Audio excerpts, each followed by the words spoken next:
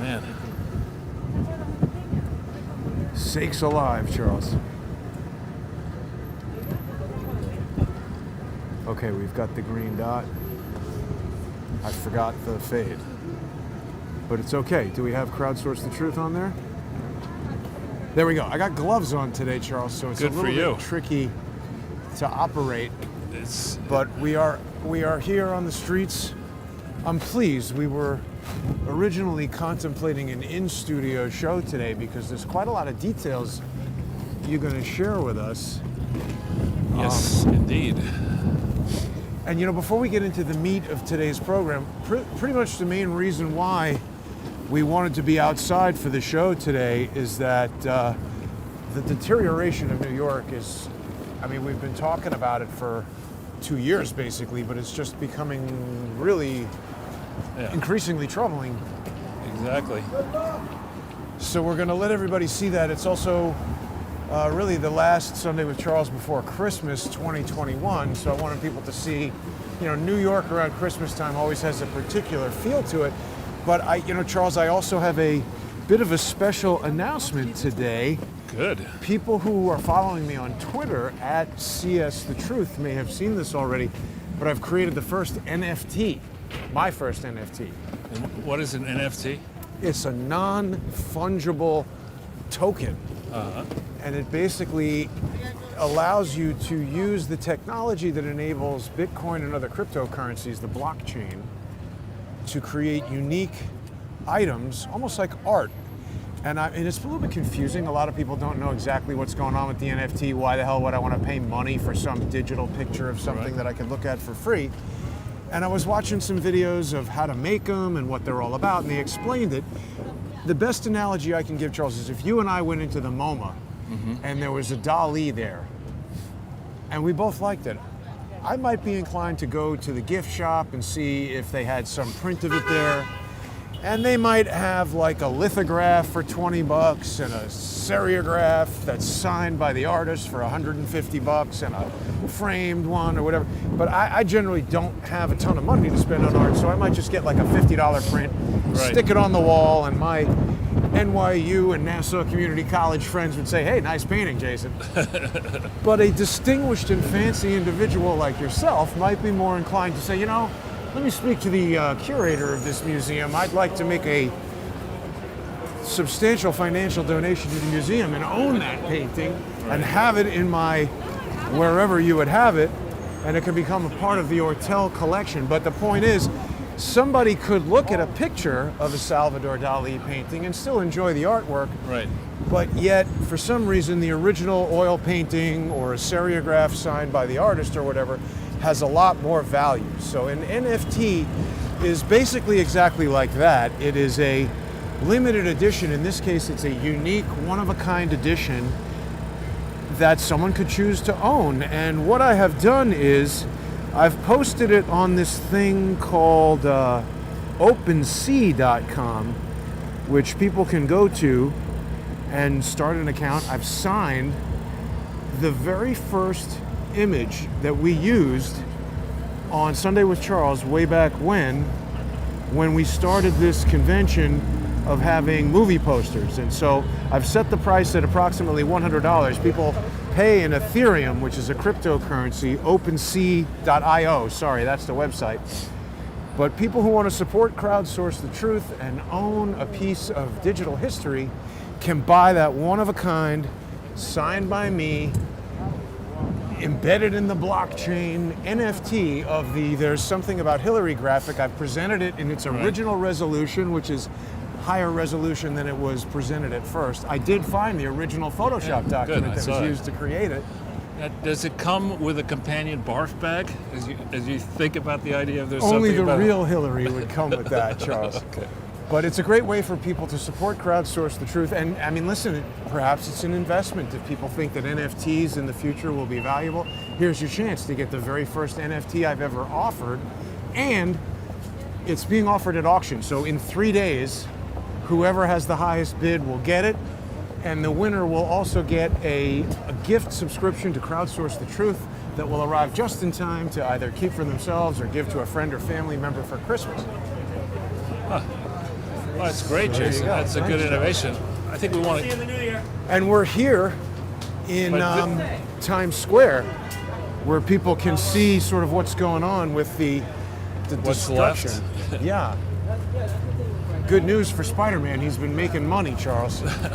Yeah, he doesn't have many friends in the industry who are doing the same thing. How's that guy? What did that guy say? I don't know. It's like, get out of my way. Yeah, pretty angry. Yeah, this is not terribly Christmassy. Well, that's what I wanted people to see, and it's going to be a little confusing for people who aren't from New York, but I think you will be quite familiar with the fact that normally the weekend before Christmas, you would not see any sidewalk looking forward Right. in the crowd like this. You'd be shoulder to shoulder. You would not be able to walk at your regular pace down the sidewalk. So even though there are more people here than there were when the entire city was closed down, this is not a normal This is way kind down. of Christmas crowd.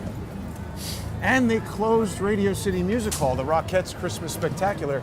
They did it at the last minute, so a lot of people who might have been having their vacation here and bought their plane tickets and paid for their hotel might show up to be disappointed that their holiday cheer has been crapped on Yeah, by I Bill saw. de Blasio and Kathy Hochul. Yeah, I saw. There's a story, and I don't know where, but online that I saw, that said that it featured a couple who'd come all the way from Michigan to go to a play, and they arrived here, get into their hotel room, and they realized that the play's been canceled Oh man, after they arrived. And those tickets, I don't think they're all that Hundreds. cheap, right? I mean, they're probably hundreds of dollars yes. per ticket. Okay, I just want to make sure we're cooking on the live here. It looks like we are. Thanks for tuning in, everybody. And I think, was this the McDonald's here? Yeah, it was. Hey, look at this. If you can't make a McDonald's work here with the foot traffic, I know. and instead you now have, Nothing. an anti-Gillette person to your right. I think that's Santa Claus, Charles. He's having a rough year too. I don't think that's Santa Claus. But Charles, a lot of people I think are confused by Careful. today's graphic because there's a new Matrix movie coming out next week, I think, and I've featured one of our favorite dopes, George W., which people might find strange. Why don't we have dumb Joe Biden there? He's flanked by Hillary as Trinity, Kamala as whoever that character is, and this is great. We've got Morpheus as B-Rock, and what's her name, Michelle, is in the back there, just sort of smiling on. But why, Charles, did we choose to put Sure. the second dumbest Second? president? I don't know. He might be up there in the very top of the list. But what I think, we've been on a long journey here, starting initially with the Clinton Foundation, because there, the track record of the Clinton Foundation was so obviously defective. And it was so obvious that the IRS and the Department of Justice and the FBI had evidently made a decision that we just don't give a shit about this stuff. We're just, it's only the President of the United States. He's bankable. His wife's bankable. She might become president. But I we're think just- there's evidence that it's not only that they don't give a shit, they're running interference. Didn't the FBI at the Ghislaine Maxwell trial announce that they lost all the Sure. evidence? That's what you do, right? I mean, it's like again, Jason. It's called the FBNI, the Federal Bureau of Not Investigating. The federal bunglers of investigations. Right. So we bring this up because the Clinton Foundation was so egregious, is so egregious in its amounts and its construction and its lack of audits and all this kind of stuff, that I really wanted to flesh out with you and the audience the many, many ways in which this needs to be exposed and ultimately repaired by bringing people to justice, putting them in prison, taking their shit and their freedom away in a lawful process where they're innocent till presumed guilty, and Right. where they get a chance to defend themselves with appropriate representation.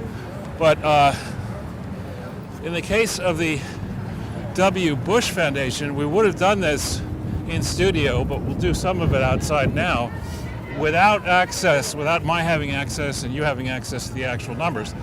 But I want to give people the tools to do this themselves. Yeah. So the first tool you need, it's interesting, a lot of the portals on searching for this foundation, which was initially called the George W. Bush Presidential Library Foundation, when you put either George W. Bush or some variant of the name into many of these portals, you'll get nothing back in New York State. You'll get nothing back in California. And that's what happened when we put him in the role of president.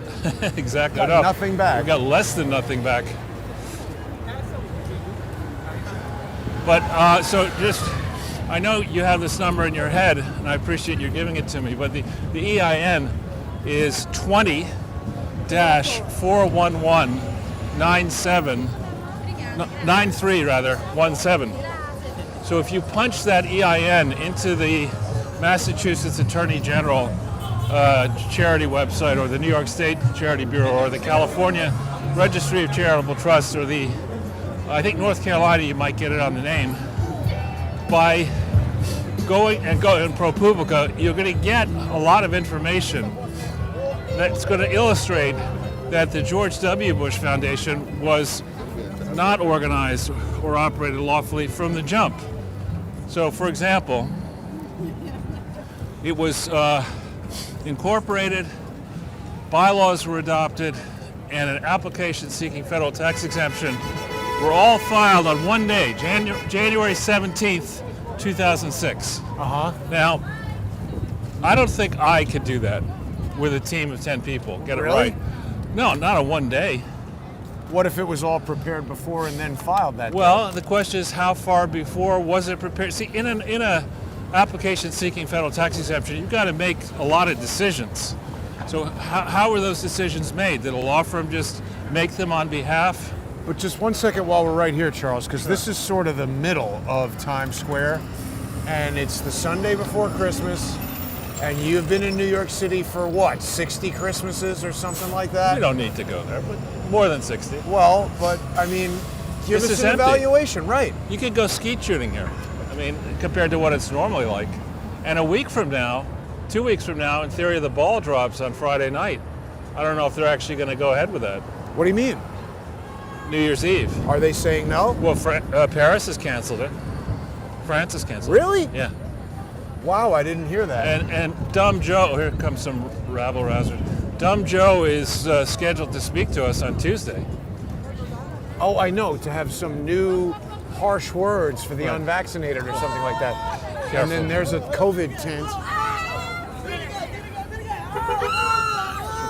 This Just kid's let's stay catching away from gummy that. bears in his mouth just in the middle of traffic. Let's just stay over here. Isn't go play in traffic? That's exactly the age you want to stay away from, like preteen or whatever they are, Look at- morons, look at how many- roughhousing. Look at how many people are waiting for COVID tests, Charles. I know. Those are stupid tests. You don't need to take it.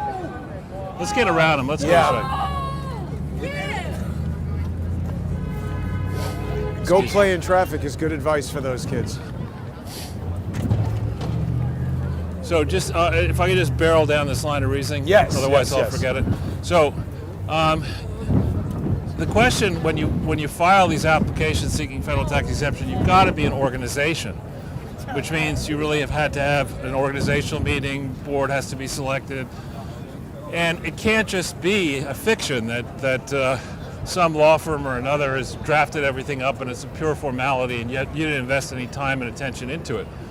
And it's not enough to be incorporated. It's got to also be organized properly. Right. So all of these things were done according to the information I find in New York and elsewhere in Massachusetts, I think, on one day in January, specifically 17 or 18 days after the Clinton Foundation had failed, my guess is, to get tax exemption for CHI, which was their Clinton Foundation HIV/AIDS initiative, which was the thing that was scheduled to get hundreds of millions of dollars, and indeed got over $600 million from Unitaid.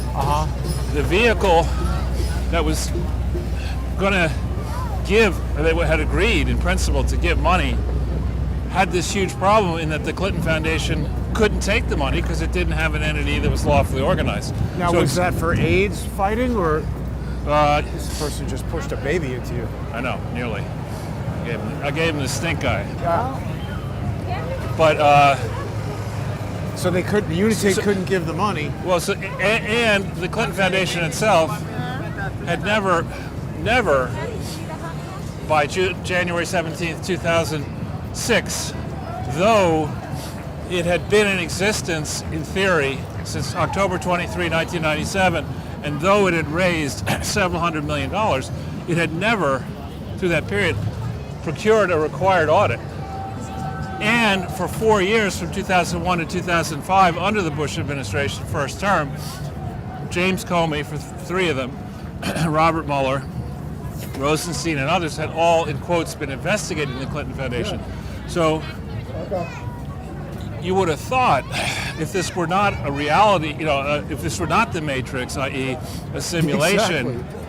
where actors are pretending to be something they're not, you would have thought that a hard-right conservative law and order dude in George W. Would have actually made sure that the Clinton Foundation was brought to justice. Instead, he encouraged the investigation, as far as I can tell, went nowhere, missed the obvious, Yeah. took 4 years, spent a lot of money, and during it, HW got in bed with Bill Clinton, figuratively, I hope, to raise money. HW, the father. Yeah, to raise money for tsunami in 2004 and 5, and then to raise money for Katrina starting Right. in 2005. So in all his time frames, the Bush Justice Department, the IRS, the FBI had many reasons to scrutinize these presidential foundations. And the Bush team should have understood. I mean, maybe they're just really fucking stupid, which is possible. I think it's probable. That, the Clintons have screwed this up to a fairly well. Maybe HW's foundation is not perfect. Why don't we just make sure that we do this properly? Let's hire some hard-ass lawyers. And I happen But they to know. never do that. Oh, no. I happen to know that in certain cases they do that. But by I'm saying personal the experience. things that we investigate never do that. They are all No, just I'm talking about now people close to the Bush family. I have personal experience with what they do when they get serious, and I can assure you they get serious. right. But, so they didn't do that. And more to the point, let's get past this noise. This charity, like the Obama Foundation, like the Clinton Foundation, it was supposed to be a public charity, which means that it was supposed to be controlled by an independent board that was not engaged primarily in political activities. That Smells like legal weed. does. I was getting high. That did not. Jesus Christ.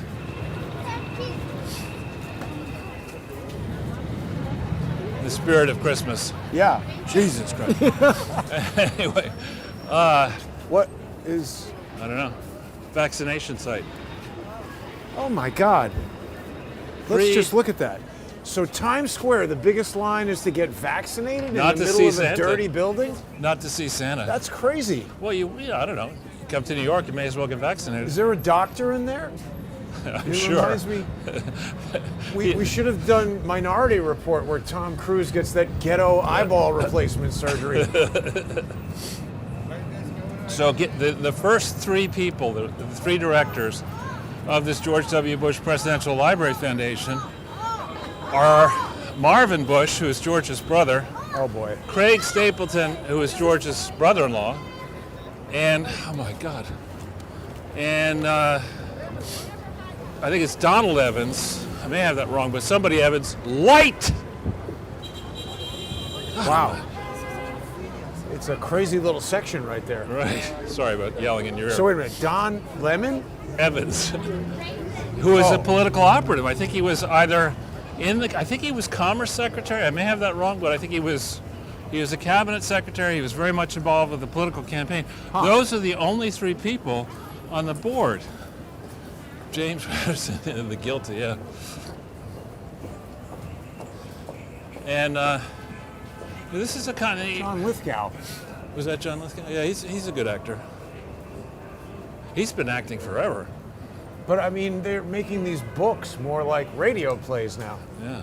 Anyway, sorry. So Bob Evans is the... No, Bob Evans is the fast food chicken dude. I think it's Don Evans. Don Evans is doing something on the And board. I think we want to go right over to Sure. Rock Center. So yeah, it's obviously on the face of it not a public charity, and they put an application in which is defective. IRS approves it on. They put it in on the 17th of January 2006. IRS approves it March 1st, 2006. Who do you think signs the determination? Lois Lerner. Lois Lerner signs the letter, and the determination letter. We'll go through this when we are in studio on Wednesday. It looks fishy to me. I mean, it may be real. Oh, we'll look at it for sure. But it definitely looks fishy to me. And again, the more I think about this, the more I wonder whether a group of insiders got together and said, listen, there are going to be 7.5 billion people on the planet. They can live out their lives however they want to. We are going to be in the business of stealing as much money and acquiring as much power as possible. We'll dress it up in the noble globalism experiment and other worthy causes. But we're going to be grifting.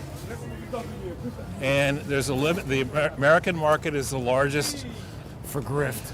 Well, it's the largest internal consumer market in the world, and it's going to remain the largest for a long time, I think. Even with all this free Louis Vuitton stuff. That's right. I guess you don't have to pay for it. It's all paid for, right? It's all free, according to Joe Biden. It's all paid for. Yeah. I mean, this looks genuine to me. It's what they're doing. See, Jason, they're reducing the carbon footprint of retailing. Right. If this were in a store, it would have to be heated and cooled in the summer. They've built it back better. They built it back better, exactly. You just need a towel. You don't need a retail. There's a dirty sheet. You can sleep on that later. Yeah. How to roll a blunt for dummies. That guy's a New York Times bestseller. Christmas Cottage. I think what's that's supposed to say, Jason, does that, my eyes are going, does that say scam me or scan me? Scam me, yeah. The Christmas, it's a store in there. Yeah. Wow. I'm sure they're paying their taxes, property taxes, but so here we're now heading east, and in the last shopping weekend before Christmas, this would have been thronged. I mean, you're normally right. You can't walk over here. And who in his right mind goes and gets ice cream when it's 39 degrees? Right. I like to shatter my teeth. I do like ice cream. But in the winter? So that Evans guy is part of the thing. He's got all his brother-in-laws and brothers. It's yet another example of presidents deciding that what we're going to do, and we saw that, I think, we won't name the person, but when somebody says, listen, I'm not taking a salary, I'm giving my time, all right, and I'm doing good works, I think that's more or less... They think it's okay. Well, they feel they're owed. And I know, without getting into who I was speaking to, that... God almighty. I know that... that guy that people didn't see was... Right. A descendant of a president who told me that when I was spending time with him, that he really felt abandoned by his father, not just during the presidency, but during his long career. He was never around. I think Hunter Biden felt that way as well. Let's go up by Radio City. I want people to see where the Rockettes are not doing anything. I think Hunter Biden probably got abandoned. I mean, well, I shouldn't say it. I don't know the whole story. But look at this, Charles. Look at this. This type of stolen, counterfeit stuff is not normally for sale right here in front of... Chase Bank. Right. Well, this is just a metaphor for the Biden administration. I mean, instead of going into a real store... Theft is now legal. And this is de Blasio and others saying, New York's back, baby.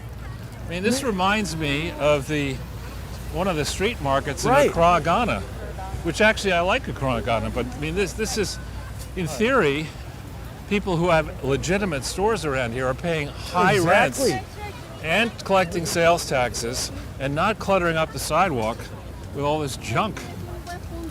Right. I mean, this is crazy. I can't believe this. Again, people who aren't from New York might not fully get what we're talking about, but this is so not Right. the way this area is normally operating. You can get some good halal food if you want. That looks appetizing. Why? It's like something has changed, Charles, that's allowing all these illegal vendors. Has it gotten better, Jason? No. But okay, so the reason why I wanted to come here is that for me, Radio City Music Hall has always been one of the symbols of New York. I don't know why. Maybe I was a kid, I came here or something. Sure. And I do remember when they came out with the 3D Santa Claus movie, I was very into this. Let's go up because it's going to be jammed. I was very into this Christmas spectacular because of the 3D Santa Claus movie, and then I actually had an opportunity years later to participate in working a little bit on one of the upgrades to that 3D Santa Claus movie, so that was fun. Right. But they have canceled the Radio City Music Hall Christmas Spectacular, which, I mean, They cancel Christmas. I mean, I think canceling Christmas. I think we're going to learn on Tuesday, assuming Biden is still with us, that there's going to be another lockdown. Particularly, I think that's right. You know, here in Manhattan, here in New York City, and the major universities and schools are already taking the presence of supposed Omicron cases There's a shortage of candy canes. as a reason to go back to Video classes. yeah, video classes. I think you're going to see that in court proceedings. I think you're going to see it in government proceedings. Wouldn't shock me to see it in Congress. But just finishing then on this idea, I think what has happened here is, and it's, I guess I'm a bit fortunate having been out of wage slavery for a decade, 2 decades at this point. You mean retired? Well, that's another way of putting it. Yeah. Not really retired. I mean, I do a lot of work. True. But working for other people or feeling the need to have meet payroll.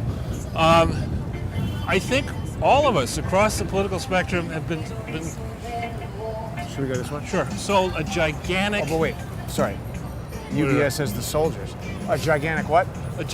steaming pile of dump, as the idea that we've experienced progress. I mean, when you go back to 1989 and think about what things cost in 1989.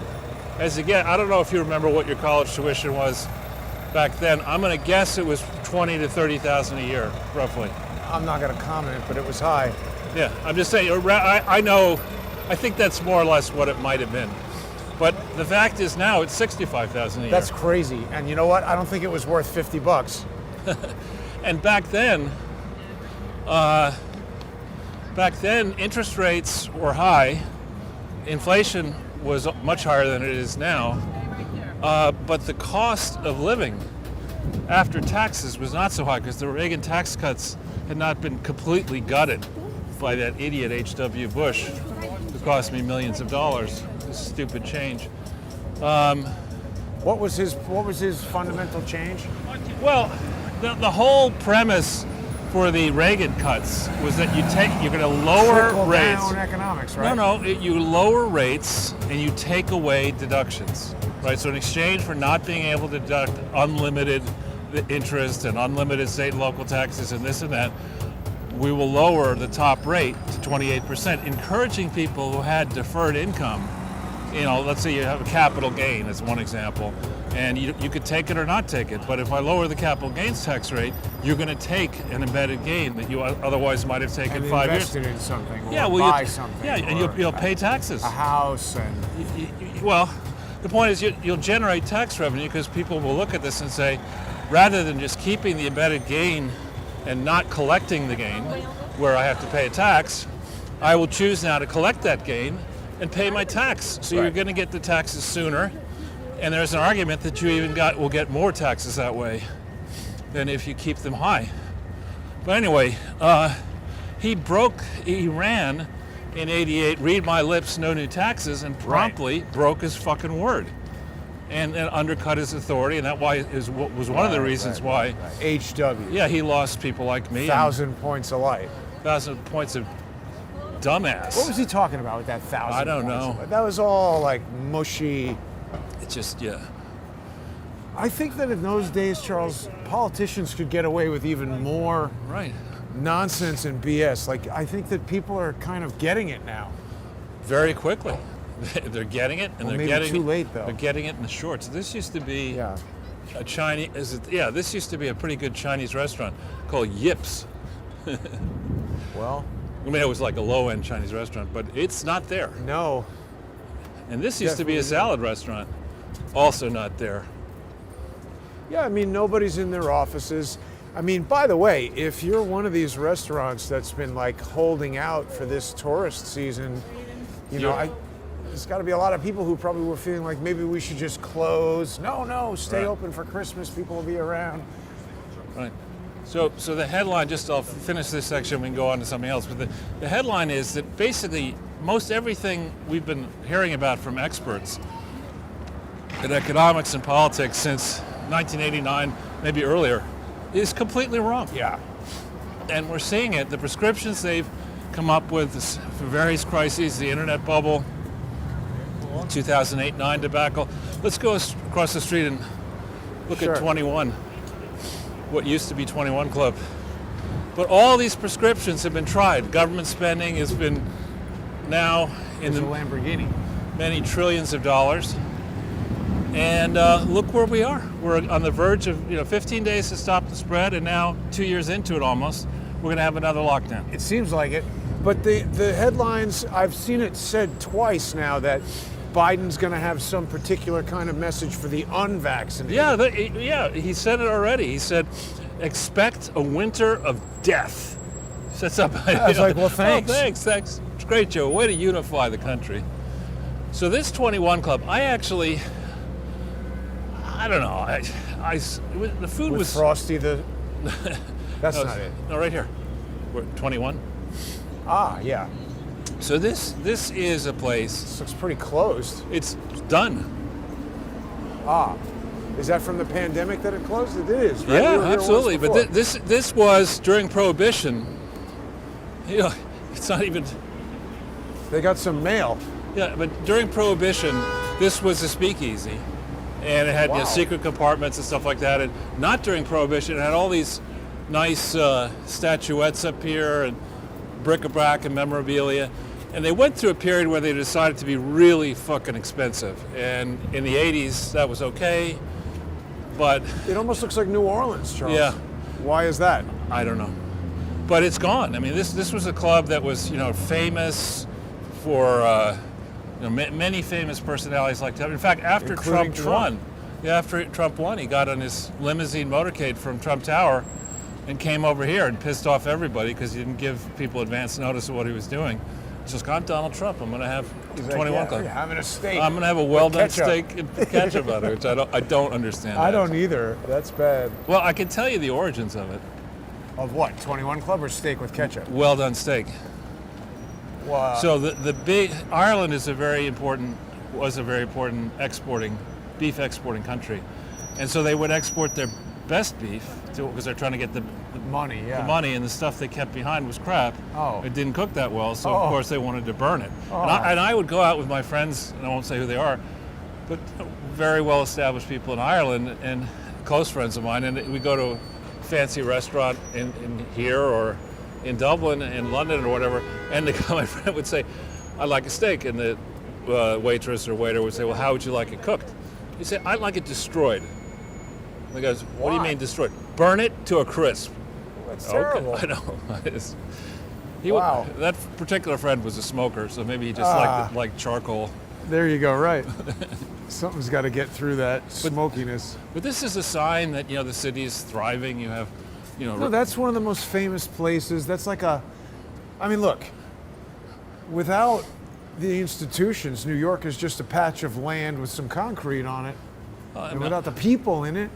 Yeah, but look at this. This is This used to be, and I think this is owned by not Aston Kutcher, What, but this American? no, where we are right now on our side of the street. This is Jared Kushner owns this building here. Oh, Which used to be at the top of this. He overpaid for this building. 6/5. Well, they've changed the numbering to 660.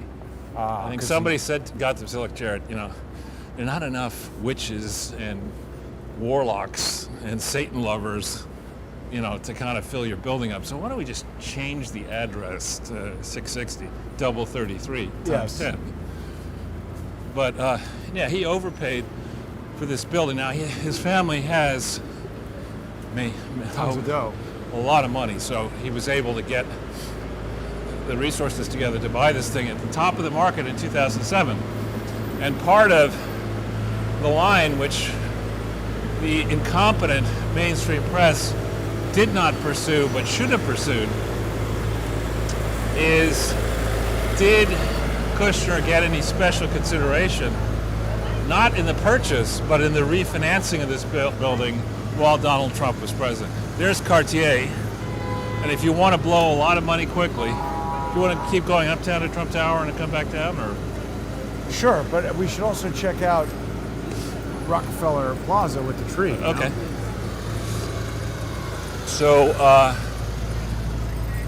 a line, instead of focusing on the Steele dossier, which is ridiculous, and instead of drawing attention to the fact that Trump, like every business owner, avails himself of one method of valuation and depreciation for tax purposes and a different for reporting purposes. This is standard. This is not like, it's like saying, that person eats 3 meals a day. Right. It's outrageous.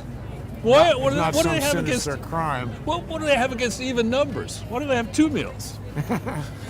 4. Or 4, yeah, or 6. But what do you think the odds are that Jeffrey Epstein is hiding out in Victoria's Secret as a lingerie salesman? Nah, that's a low likelihood. Wow, look at this giant Dyson motor inside the Dyson place. I like stuff like that. Pretty cool. Yeah. I think it's very likely that Jeffrey Epstein is not dead, or certainly that wasn't him on the gurney that we saw in the New York Post, but I don't think he would be working as a salesman at the Victoria's Secret place. I'm surprised they opened it. It was closed for so long. Yeah. And they got the cops there. Got to protect those bras. I'm surprised he's not texting. I better check and make sure that's an authentic Well- NYPD officer. Well, remember, we have the smash and grab problem, Right. and they're getting increasingly brazen. I'm not going to say where or who told me this, but nearby on Lexington Avenue, some idiots tried to pull out guns and tried to yank somebody out of a Mercedes. Wow. Oh, I saw that on TV. Yeah, don't say where it was. And they just left the Mercedes sitting there, right? Well, but the robbers failed to notice the cop car right next to the And also Mercedes. forgot their cell phone, didn't they? Did they leave a calling card behind? They left the cell It phone. was probably Hunter. He was probably like, God damn it, I came in to sell my shares in that private equity. No, I didn't. I came in to find some more crack. Oh, that's more believable. And there to your left is Saks. Well, first we've got St. Patrick's Cathedral. St. Patrick's, right? Should I apologize for my white privilege? For the Salvation Army. Remember they had some Yes. absurd thing, give us money, but first apologize for your white privilege. How many sheep had to die for that jacket? Or maybe they just shaved Oh them. wait, this is in honor of Joe Biden. Banana Republic. That's what we are. Exactly. Now, Charles, the notion that you can approach Rockefeller Center and have any space on the sidewalk, It's unusual. it's so unusual. Like, honestly, even 2 weeks before Christmas, it should be like rows of people. You're doing like half a step per Right. second to move forward. Yeah, it's crowded, but it's nowhere near as normal. I don't crowded. even think this is crowded. Yeah. It is cold, but This is typically, nowhere near as cold as it could be. yeah, typically what happens is that people who have the money and time to do it and are gutsy enough these days plan their travel, their Christmas travel well in advance and say, yeah, why don't we come to America, to New York City for Christmas? It's an interesting time of year, and that'll be our big present. We'll go shopping.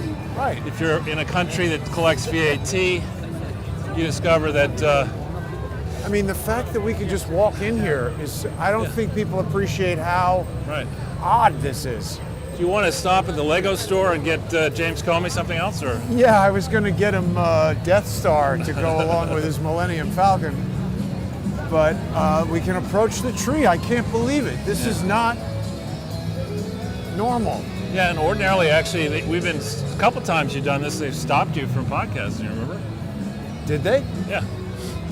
For the tree? Not by the tree, but some guys out there, right? The last time we were here, they had cops or something. This Christmas music. Yep. I don't particularly want to go deeply into that. Okay. That's all right. Just because. Well, that's all I really wanted people to be able to see the tree.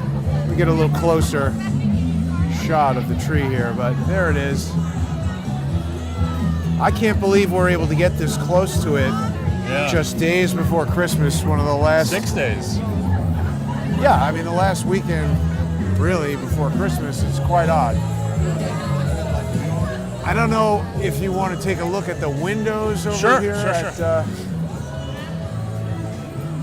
But this is good. People who are home, feeling bad that they can't make it to New York, either because of the distance of travel or maybe money, or They don't want to get pistol whipped. yeah, I don't want to get robbed and beaten up.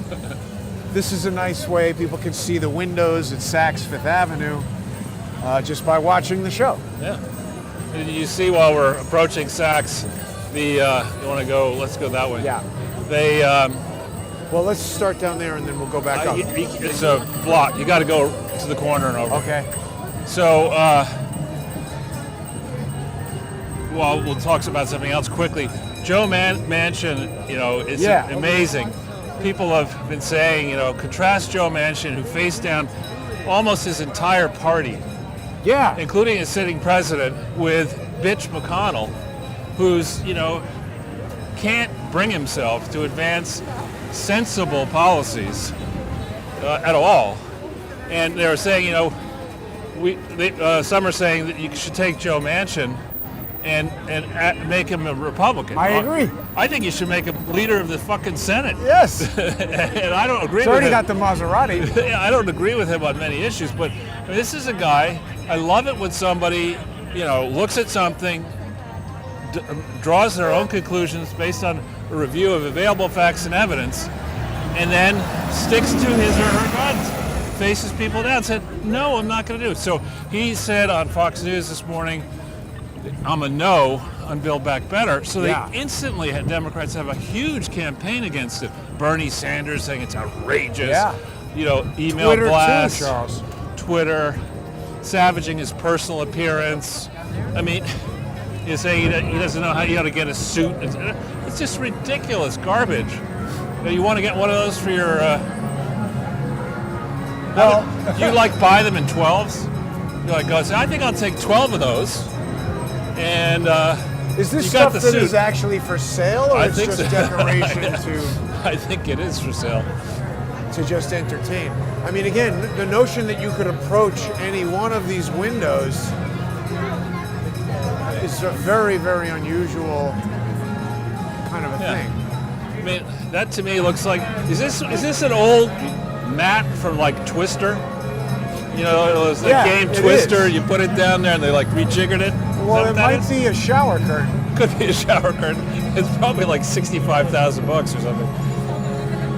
I don't know. Is it a real dress to buy? I hope These not. have got to just be Christmas decorations. Now this you probably had the same sort of thing in the 1920s. I mean, this is not so crazy. But again, it's not made out of silver, or it looks like it's made out of plastic. It's probably going to cost thousands of dollars. I don't know if I've ever even actually been into Saks Fifth Avenue. It's like one of these stores. where when you go in, it's like Bloomingdale's, you go in and it's hard to get out of it. Right. I hate that. But this is kind of nice, this animatronic display. So, I mean, again, this is another real Christmassy tradition in New York, the windows at Saks. Oh, look at that. So it's based on some kid's drawing. That's nice. Yeah, it is. That's very nice. That's pretty creative.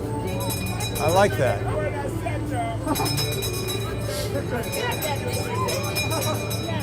More kids. Well, this is, yeah, with the masks, right, but it's at least, you know, you have funny little puppets on Christmas. It's hard to be sad. But look at that. The ghetto Mickey Mouse is now branching out from Times Square to here. Charles, we got an 8-bit window. Pixelated Saks Fifth Avenue. I like that. Dreaming of holiday gaming. Nice. Here we have a bum. Where? Oh yeah, wow. I can't believe Saks Fifth Avenue is allowing that. Probably the CEO.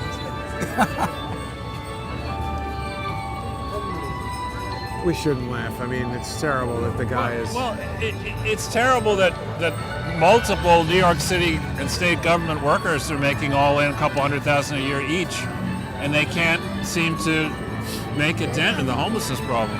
Right. Well, I think we got to talk to the Cuomos about that. Help USA is supposed to do it. Let's help them. It's help Cuomo. Right. Help Cuomo USA. I think it's just simply help Cuomo in the USA. Right. Help him get out of the USA would be his best bet, I think. So, see, there really wasn't traffic there at all. Yeah. It was just a couple of choice people standing in the middle of the street, which... Yeah. Let's just go to the left because I want to try to get out of this super spreader event. Well, it was nice to see the... oh, look at this balloon... like, is that a... Oh, I thought it was a hot air balloon, but it's just a woman on a swing.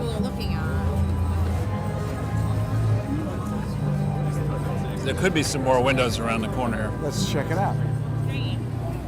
Of course, we can get some ice cream. Celebrity cruises are advertising something. And this is another Christmas New York thing. It's just a tinfoil bucket of chestnuts roasting on a open gasoline fume. Yeah. Roaches roasting on a pile of rat turd. Right. That looks like a hooker to me. I mean, look at this, Jason. Is that the kind of stuff hookers wear? I mean, that's... These are the B windows, Charles. This is the less, the B side. That is barely... This is honestly, this cannot have cost to make more than $10, Well, it's all the stuff was stuck on the boats from the supply chain. Saks and the Obama Foundation's Girls Opportunity Alliance curated collection. Aren't you glad we came around to this side of the thing? I know. Oh, I steered you here because I knew now. this was going to be a nod. Why do we have 12, 13 back there? I don't know, but the question, how is this consistent with the charter of the Obama Foundation to be selling stuff at Saks Fifth Avenue in the name of the... It's religion. The Obama Foundation's Girls Opportunity Alliance. I mean, they're great at coming up with these word salad names, right? The Obama Foundation Entrepreneurial Improvement Reducing Inequality Initiative. I mean, it's just garbage. How is this? Girls Opportunity Alliance curated collection. So what does that even mean? You come to Saks, you get a hooker dress, you become an Instagram model, and you collect enough money to send money to the Obama Foundation, thanking them for the experience, and then you write your thesis in no known language, and you get a BA from Princeton, a BS. So it's a good thing we had him in the Matrix. More today. of this. Here's more Obama Foundation. Do you know how much? I don't know exactly how this works, but to get an entire window, it's got to cost a lot. It would cost, a normal. You and I, if we said like, we want a window to sell your promote your NFTs. Charles window at Saks Fifth Avenue. No, your NFT, right? To promote the NFT there. And quite frankly, I'm no expert on ladies' handbags, but those are not particularly. They cost a lot, though. Oh, I know, but I mean, what's so special about that? And by the way,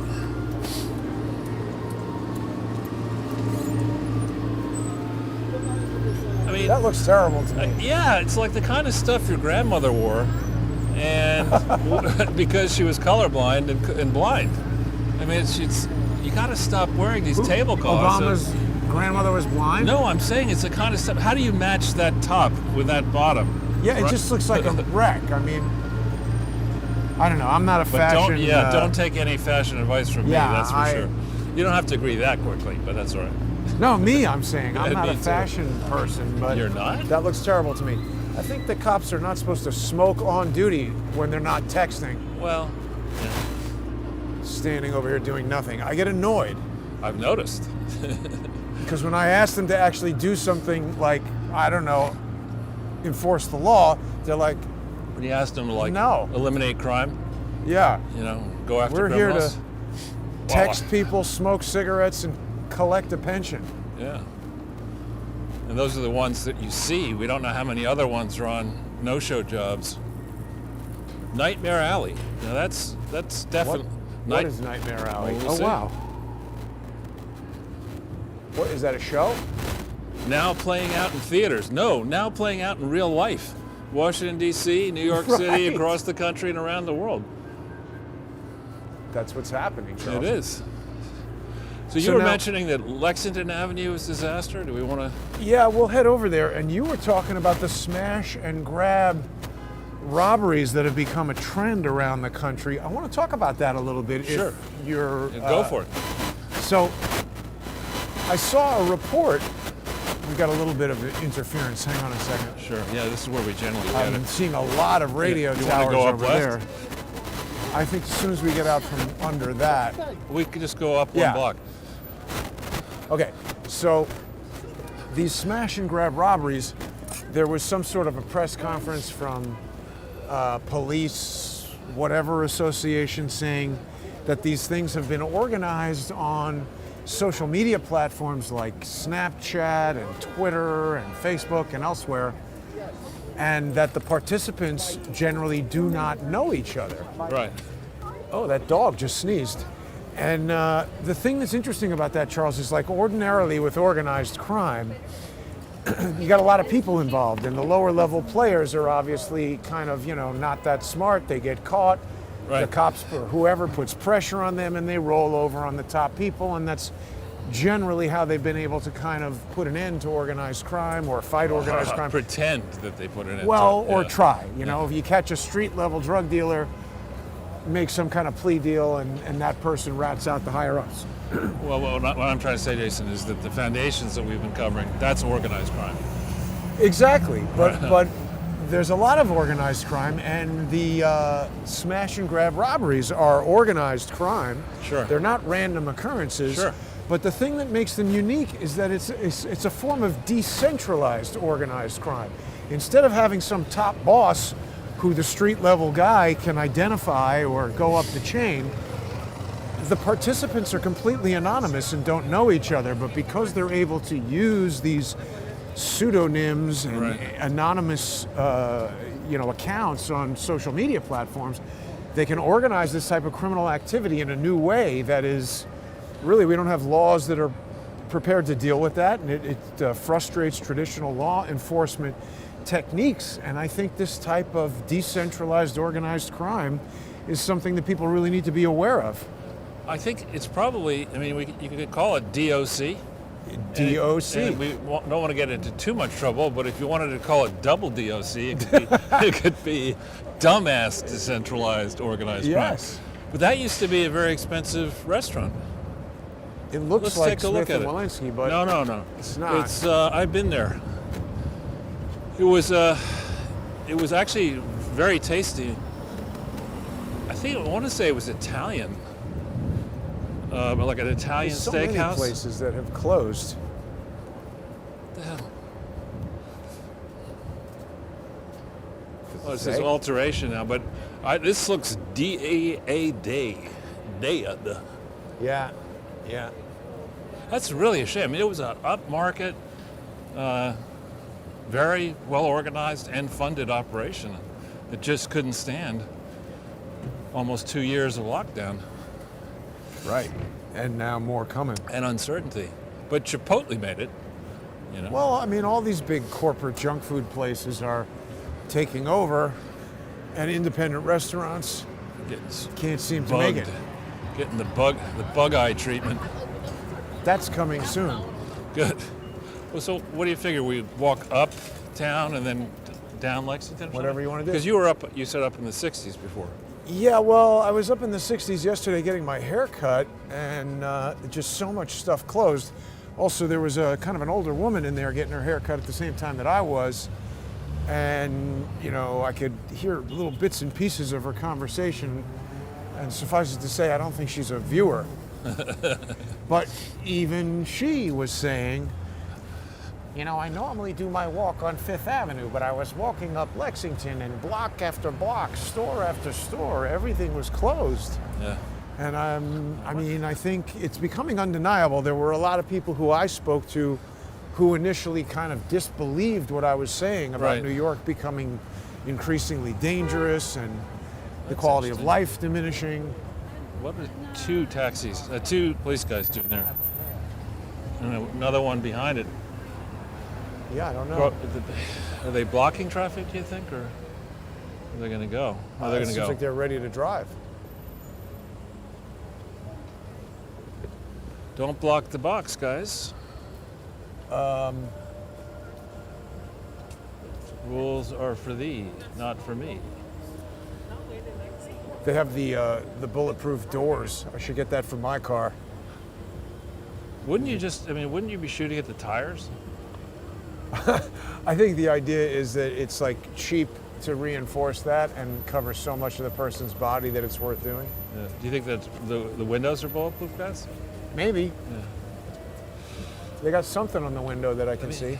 I remember seeing television ads that you're specifically not supposed to do this. Block the box? Yeah. Yeah. Well, but they're the cops. Actually following the law is not part of what they want to do. And that back of that police vehicle does. Thank you. Now he's blocking traffic and letting us go, so we get hit by this guy. The cops. Thank you, officer.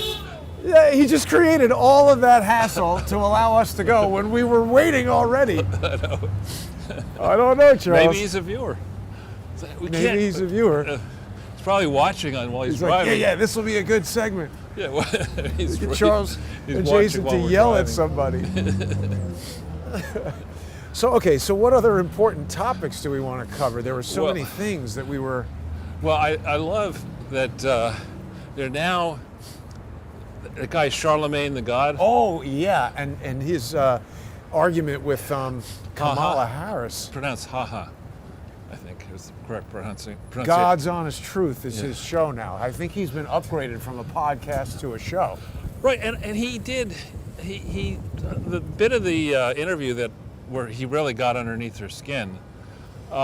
Who's the president, Joe Manchin or Joe Biden? Yeah, no, I think it was you or Joe Biden. Or something. I think he said Joe Manchin or Joe Biden, and she got all black in her speaking style, which is so condescending. And it kept on coming after her, and then but Charlemagne the God started out being tough, but then he said, "No, that's the Kamala Harris I'd like to see," when she was trash talking in a fake accent. But the memes, though, are hysterical. I don't know if you I haven't seen too many of those yet. So, the last appearance by a senior member of the Biden administration on Charlemagne the God was Joe. Saying you're not black. You're not black. So somebody put, "You're not black," a picture of Biden saying that next to Charlemagne the God looking kind of quizzically. And then underneath it, "You're a Republican," a picture of Kamala. Right. And the same quizzical look. Stop talking like a Republican. No, you're a Republican. Yeah. You didn't say talking like you're this used to be American Express. Oh. And here we have, this is the Racket Club. It's a very nice place. Very famous. What used to be American Express? It This says here. Port or something. But before then it was, but this originally was the main American Express branch. The only reason I know this is around the corner was Dillon Reed. I think they've closed all of those American Yeah, Express Travel or whatever they were. There's no point. That's a nice looking dog. You got kayak. You got all these price line. Poor person here. But it used to be like if you were an American Express cardholder, you could go in there Right. and get all kinds of different Currencies. And, Yeah, right. And right, that's just travel gone. arrangements. It's all gone. I think what's American Express doing from a stock standpoint? Pretty well. Oh, it is. I haven't looked recently. Oh, look at this guy. What is An accident is about to happen. this guy like? Huh. And there's a policeman, of course, not doing anything. He's but he's gonna going to block cause the accident. He's going to block the box too. Wow. I suppose. Well, let's not go out. We'll choose just the minute to go out to get. So blocked. Charlemagne the God, he's having Yeah. his little thing. That's like the one time I've ever seen Kamala Harris at least speak with conviction. What she was saying was still stupid. Right. But decidedly so. Yes. She's not waffling on being Yes. stupid. I'm emphatically a dumbass. Going after this with gusto. You know. But you have various things. You have Jen Psaki, I think, putting out a list of Joe Biden's accomplishments in 2021, and somebody else saying, I think it was Jeff Koons. Had a bowel movement at 3 p.m. yesterday. That's Right. accomplishments. It took 10 minutes. But anyway, Jeff Koons, who is the junior senator, or maybe now the senior senator from Delaware, who is, I think, was in Barack Obama's Harvard Law School class, and he's I think, a reasonably intelligent person until he decided to go on television and say recently that Joe Biden's administration has had more accomplishments in its first year than any other administration in history. And I mean, that's the absolute value method of calibrating accomplishments. Like, absolute value is a positive number is exactly equal to a negative number. Ah. Right? So if you want to characterize the worst withdrawal and disgrace He's number one. from a country we've occupied unfairly for 20 years with countless casualties, including unknown Americans and allies still there, Yeah. having spent how many trillions of dollars as an accomplishment, you know, Yeah. that building that used to be there is not there. Well, this thing came in pretty quickly, didn't it? No, I'm talking about the building in the corner here, Ah. the one that isn't there anymore. But this is new, isn't it? It's just been redressed. It's been in a process for a long time, actually. That building. I only know about it because, oh, look at this, Jason. Well, there's good stocking stuffer, Charles. I need to get a green one to go with my jacket. That's pretty cool, though. That is a very cool looking car. And it's just the problem with cars like this for me is I'd probably have difficulty getting in and out of it. Well, this is this new hybrid one, right? This is the SF90. Gives the price there. I think it's $900,000 or something like that. I think it's down to 800, it says. Is it? I can't read it. It's right there. Oh, yeah. Let's say 800, 509 or something. It's tough for me to read it. I can't really see it It's a with the reflection of sunglasses. the window. Looks to me like an 8, but 800,509. yeah. Why do you think they need the 9? They're like, dude, you're $9 short. Get the hell out. That's right. Pistachios, Jason. You got to have some pistachios. Look at that silver one down there. That's. Oh, wow, yeah. But you know, I this mean, is a how kind of come- car you can't drive a car like this in Manhattan. I mean, I think if you have Potholes. $800,000 to spend on a car, you don't care about You things know, like you're going to that. grind the bottom of the car into dirt, dust, right? Just get another one. I don't know, but there's a 12-cylinder engine over there. Yeah. How come they don't smash and grab this place? $800,509. And if you don't have the 9, don't even bother. Go in there and be like, dude, I got 800,508. Can you do anything?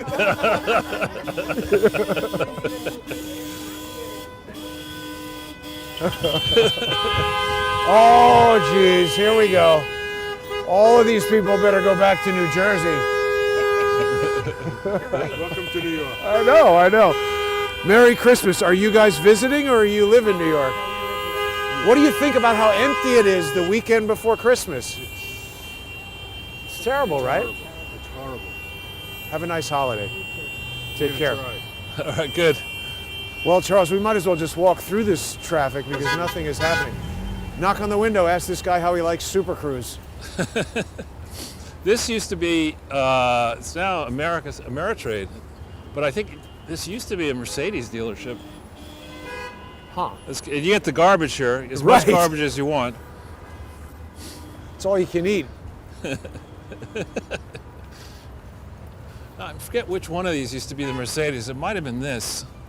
That just like the Ferrari had a Mercedes dealer here. I think it's more really for advertising the brand, really, than I don't know what the deal is with that, but who the hell would? But this, I mean, this is really distressing for me to see. I mean, this is I Right. spent much of my working career right around this block, And it was economically bulletproof, wasn't it? It wasn't bulletproof, but it was pleasurable. You know, I mean, you come around, there was always something new, positive, and exciting going on. And now, it's just everything is. Look, Heritage Auctions over there. That looks like, is that out of business? Yeah. No, doesn't that have the comic books? I was walking by that the other day. It says something coming soon. Let's cross the street and Well, check I was it out. thinking we can, or All if right. you want. Whatever you want to do, I don't mind. I'm totally in like just Wandering Christmas, around mode. walking around mode. I used to do this even before I had the show, just like walk around on a weekend before Christmas and you know do, my do a life. podcast or Not do a podcast, but check out all this different stuff. Uh-huh. I used to have actually free time in my life when I didn't have to be defending lawsuits or writing lawsuits in every resting moment. right. But I do want to thank the people who have sponsored the Counter Lawfare Fund and people who are sponsors on subscribestar.com/crowdsourcethetruth and patreon.com/crowdsourcethetruth. Yeah, it's good. A good thing to do. Now look here. This is where I nearly ran over Donald Trump. Oh yeah, yeah. And so, but this is honestly a true prime corner here, right? You've got Park that way. You've got this magnificent 57th Street, two-way street, and to have, I mean, maybe they're just asking an obscenely high rent here. I don't think so. But You could open a bong store in here. maybe they'll be doing that. Like a massage parlor. I mean, isn't that the Four Seasons Hotel there? I think it is. I don't know. It is. And this building is pretty grungy looking. It needs to be knocked down and rebuilt. But this just looks so run down to me. Not just, I mean, I can see past the weather. It's not just that it's gray. Just like shops are boarded up. There's traffic's not that heavy. You don't see many shopping bags. And that couple that we were just speaking to, they're also a staple of New York, right? Sure. Kind of like a retired, well-off couple that are just enjoying the city and each other. Or could be very elaborate pickpockets. Or perhaps. But you know what I mean. Those Yeah. kind of people who are just back from brunch or something and going to have a few cocktails. Yeah, well, you know what we do, Jason? We'll walk up to your favorite club, What's Council on Foreign Relations, that? Okay. and see what's going on, and then we'll walk down Lexington for a We while. missed something about the Council on Foreign Relations last time. There's a 666 on it somewhere. Oh, is that right? Well, Yeah. we did. Somebody was just Jake Sullivan just spoke at the Council on Foreign Relations. What? Yep. Yeah, that figures. He's a scumbag. He's an idiot. Hey, the rare coin place is totally empty. Well, they're not going to leave those coins out. That's a real. I mean, I don't know if you collected coins as a kid, but I did a little bit of that, and that's That's the place, right? that is the. What's the name of it again? Stax is the Stax, original right. one, but it merged with something called Bowers, Bower apostrophe S. Bob Bowers. Yeah. And here's James Robinson, one of my favorite silver smiths. And note to those who might like the silver, it's very beautiful. The way to buy it is not at the store. There's something called S. Jeans Silversmith, which sells used silver. And you might say that's gross to buy used silver. Oh, you mean like silverware? Yeah. But you get the silver. Let's see if they have it here. I imagine if you just wash it. Yeah, exactly. You power wash it. See this? I don't know if you can see, Jason, but it's heavier than normal silver. It's You can see that spoon, for example. It's just feels more substantial in your hands. I'm And- usually buying stuff like this at Bed and Bath. Yeah, well, I forget how much they are at this point, but I think a place setting is like, I don't think it's what I mean 1,000, about my but it's $20 Dali print. but Someone could make an NFT of that silverware, Charles. right. But when you have if you have silver, actually, when you have it, a lot of it in if it's tarnished, not shined, and you put it in a room with a dark wall and candlesticks, Yeah. and stuff like that, it really is spectacular, beautiful, especially when you mean the stuff you eat would not be you used to eat would not be tarnished. But if you have like silver goblets and But don't you tankards, just there's some way to put it in like vinegar or some sort of baking soda or something, and the tarnish comes right off. I know, but it harkens back to the old days, pre-electricity, when the people with money would Harkins energy. hearken would they would have their meals candlelit with all the silver and crystal and all that kind of stuff, and you can imagine, at least I have an imagination that can make me think I'm back there in 1750 or something. I don't know, it's fun. Well, the silverware becomes part of the enjoyment of the meal. It's a work of art in and of itself, isn't it? God, what was this? I don't know. I don't know. Gone. I mean, I think that's where Michael Cohen lives, across the street. Really? Yeah, that's it. That's that scandal-plagued building that had, they put it up and they used like cheap firewall or something like that. And Oh, Chinese Right. drywall. Right. I know somebody who had that problem, and I forget what happened. It was a big problem. yeah. Kung Pao firewall. But people were getting sick from it. Very weren't they? sick. Yeah. Yeah. We're headed up. We're like 3 or 4 blocks up. We'll get to it. Good walk, Jason. Good. Exactly. Constitutional. Well, unconstitutional. That's right, and unconstitutional. Garbage here. Lovely. Got a lot of electrical interference right here. Yeah. So, Charles, I've done something in the interest of Kaizen to fortify our broadcast today so that when we get bombarded with electromagnetic radiation like right now, Is that happening now? it is happening now. Hopefully we don't get removed from the... Jesus Christ. Yeah, thanks. Drive us to the hospital. Man, that guy Idiot. was like zipping into the... To the where? Like, and what's this? What's this almost collection? into me. What's this collection of people here? Christmas schedule, Christ Church. I think it probably is food. Maybe. Soup kitchen. Those people at Christ Church are hard asses.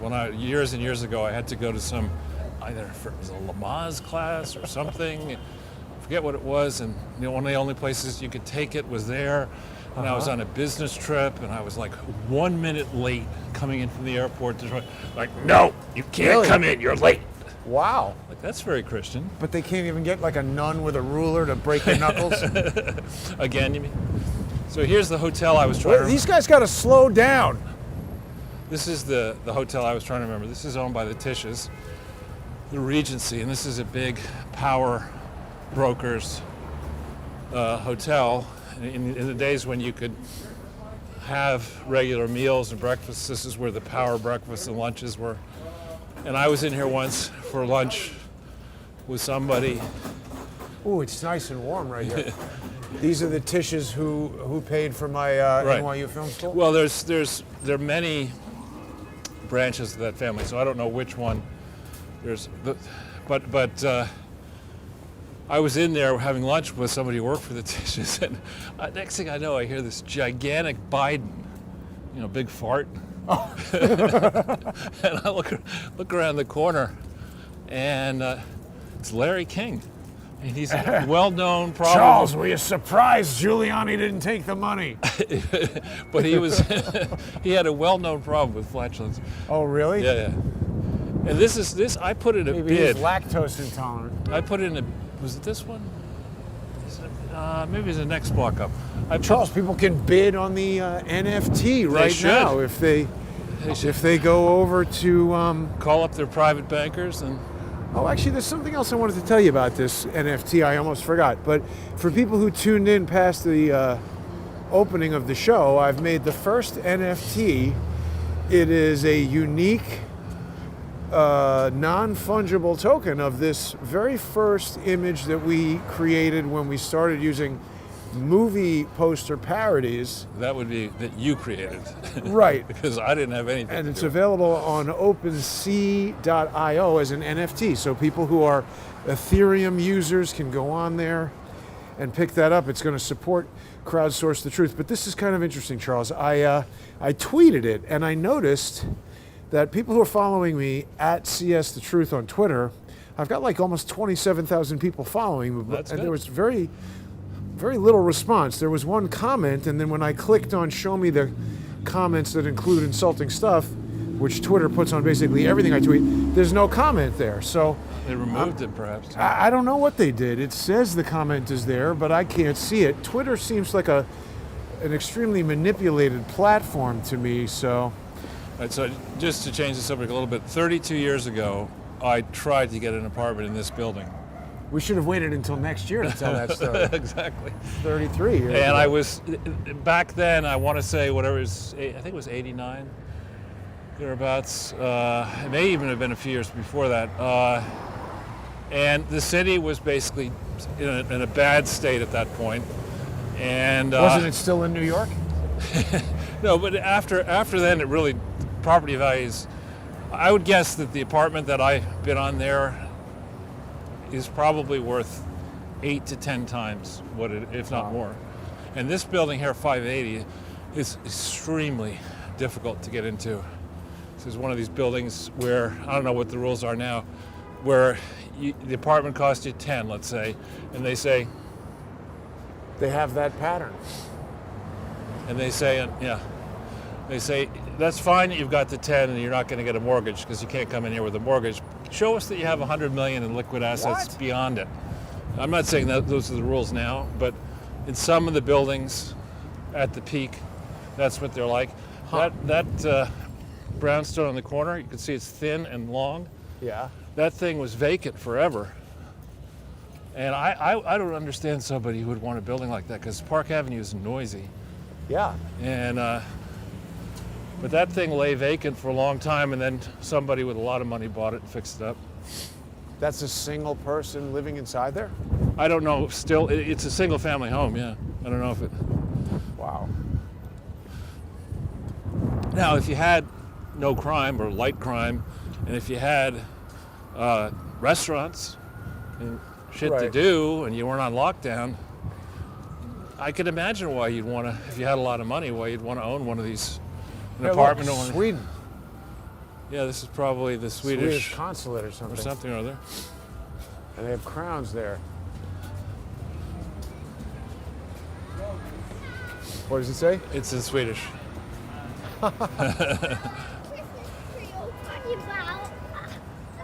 Those are well-dressed little kids.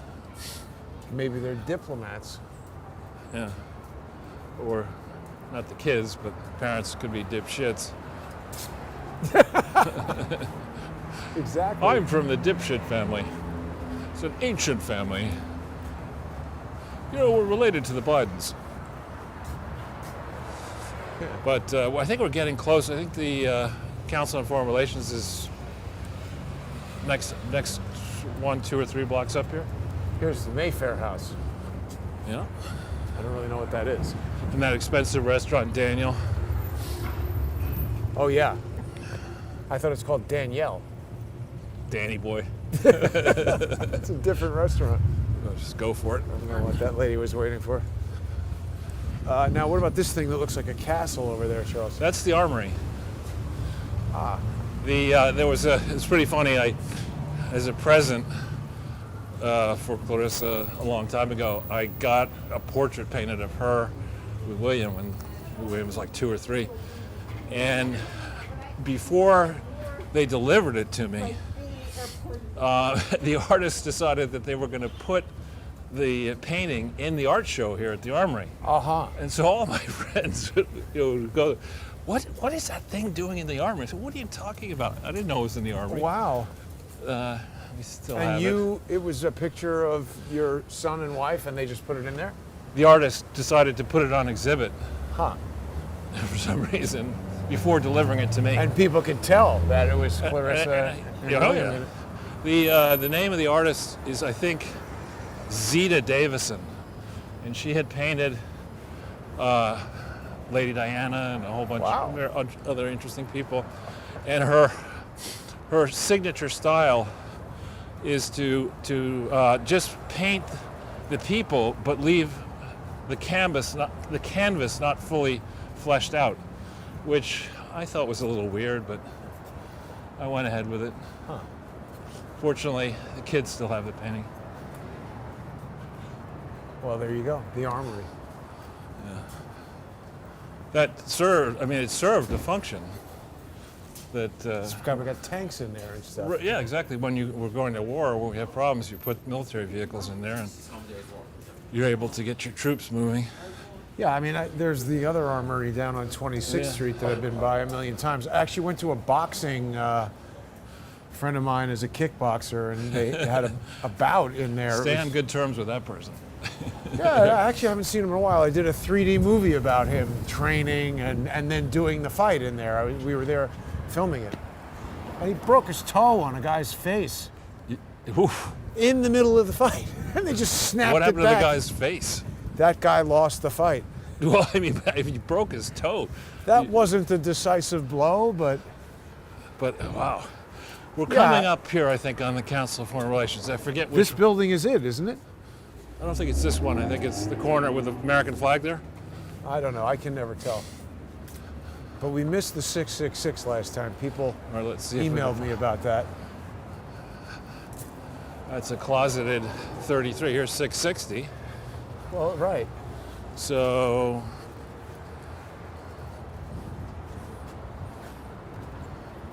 What does that say? it doesn't say anything about which one is the council. I'm pretty sure this is it. Yeah, I mean, I just absolutely do not trust the Council on Foreign Relations. Well, we brought you It's a- here so you can give that speech. I think it is way past its prime. They got a lot of cameras on it. Sure. Or is that it? No, that's the Pine Building. That's a friend of mine, grandfather or great-grandfather's house. And I think this is the Council on Foreign Relations, I think. So what goes on in there? Is there offices or does anybody live in there? I don't think anyone lives in there. I think there's a mixture. We'll go up to 69th and then we'll go down. I just want to show. right. That's the Union Club over there. The purpose is supposed Ooh, to be Charles. what? GTR. There you go. The purpose is it's supposed to be a forum for here's Council of the Americas for people with an interest in foreign relations and business people and newspaper people, whatever. This is different than this is America Society, Council of the Americas. Council on Foreign Relations is really it's a place to host symposiums, to discuss topics and have people involved in foreign policy come and speak to the members. And you also have scholars. What is this? I think it's a den of The spies. Italian and Cultural scumbags. Institute. That there is the Union Club.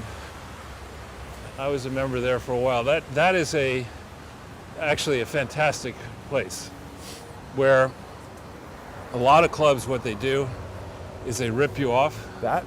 Yeah, so you see where those wreaths are on the third floor? That's the dining room. And it's been a while since I've been there. I'm going to walk that way and then down. But at this club, it doesn't cost a tremendous amount to join. It's hard to get in, but it's reasonable, the cost. And then one of the things they do for you is for decades, they have been buying really nice wine. And by really nice, I mean first growth. Maybe stuff you can't get elsewhere, huh?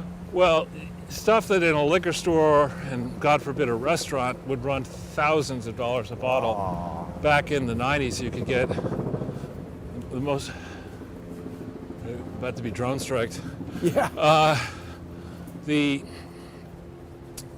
From memory, Chateau Lafite in the 80s, Rothschild was like $80. Chateau Briand was like $60 or so, whatever. And they had a limit. A member could only get 2 bottles per meal of that. And nobody was buying it. And I said, forget about that. We're going to have a large number of people through this club. And you can forget about the 2-bottle limit. So. Well, I was going to mention, but you were on a roll, the Consul General of Italy was over there. Yeah.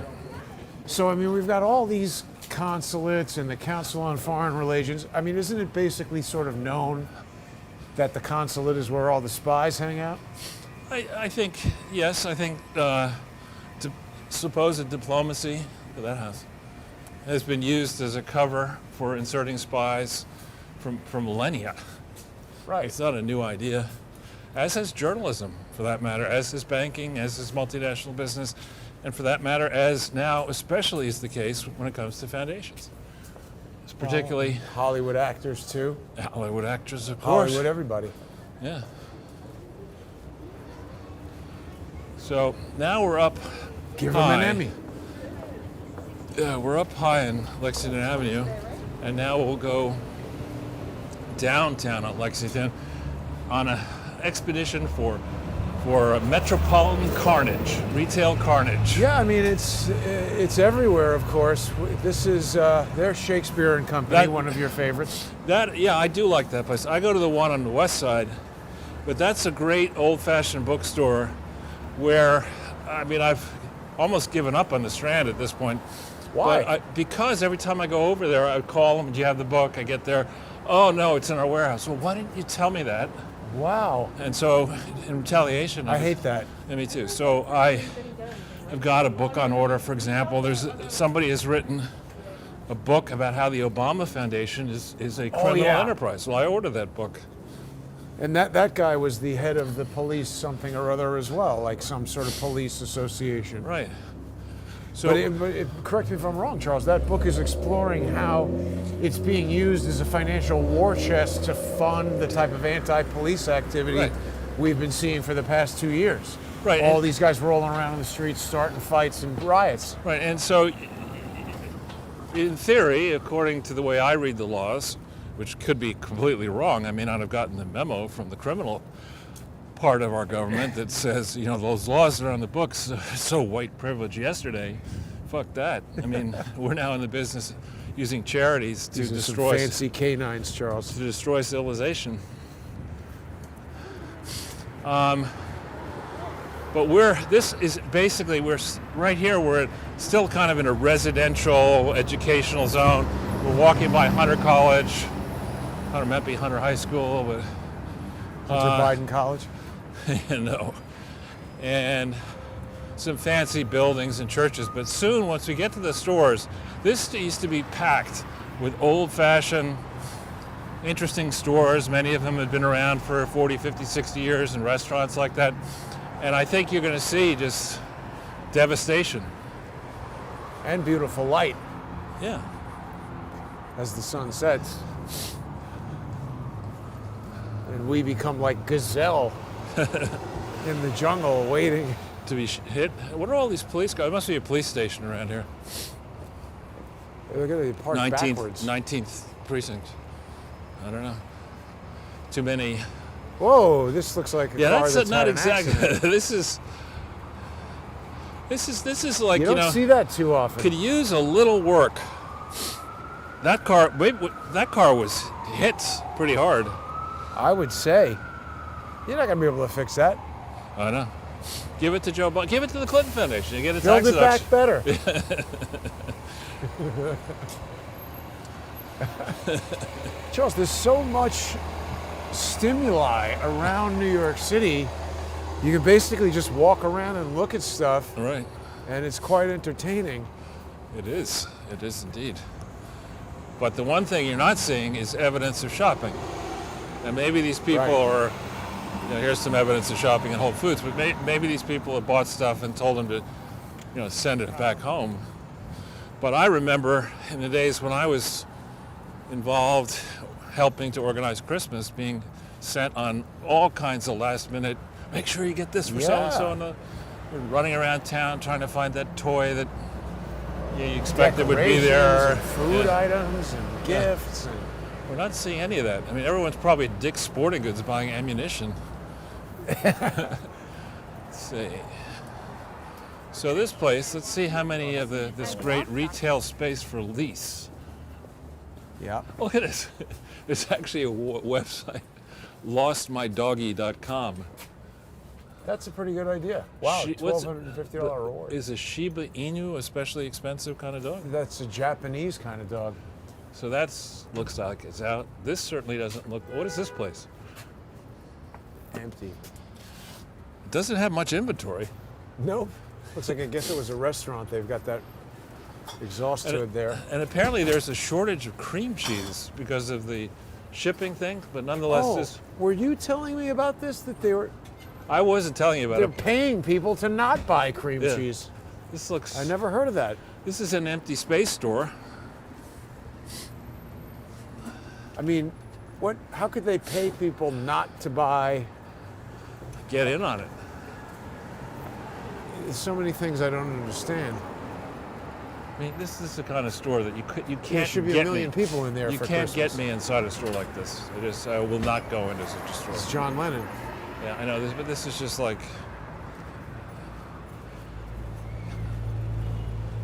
trying to sell leftover crap. But you see these little these used to be residential townhouses, and I think there still are people who may live above them. You see that Casa del Bianco. Yeah. Who knows what kind of shop that is, but lots and lots of shops like this used to be in business. Sorry. No nonsense. No customers. A hardware shop.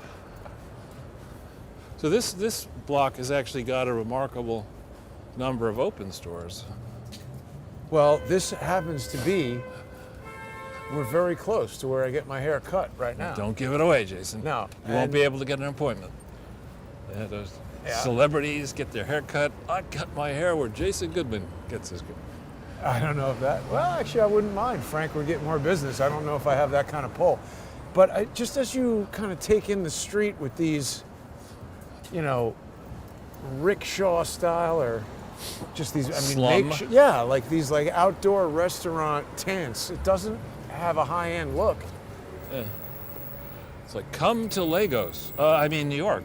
At least A friend it's of mine warm. from Nigeria was insulted when I said something like that. Apparently, Lagos is a cosmopolitan city, and us Americans are condescending and obnoxious. I'll call bullshit on that. Portions of it are nice, I'm sure, but This is for lease. yeah.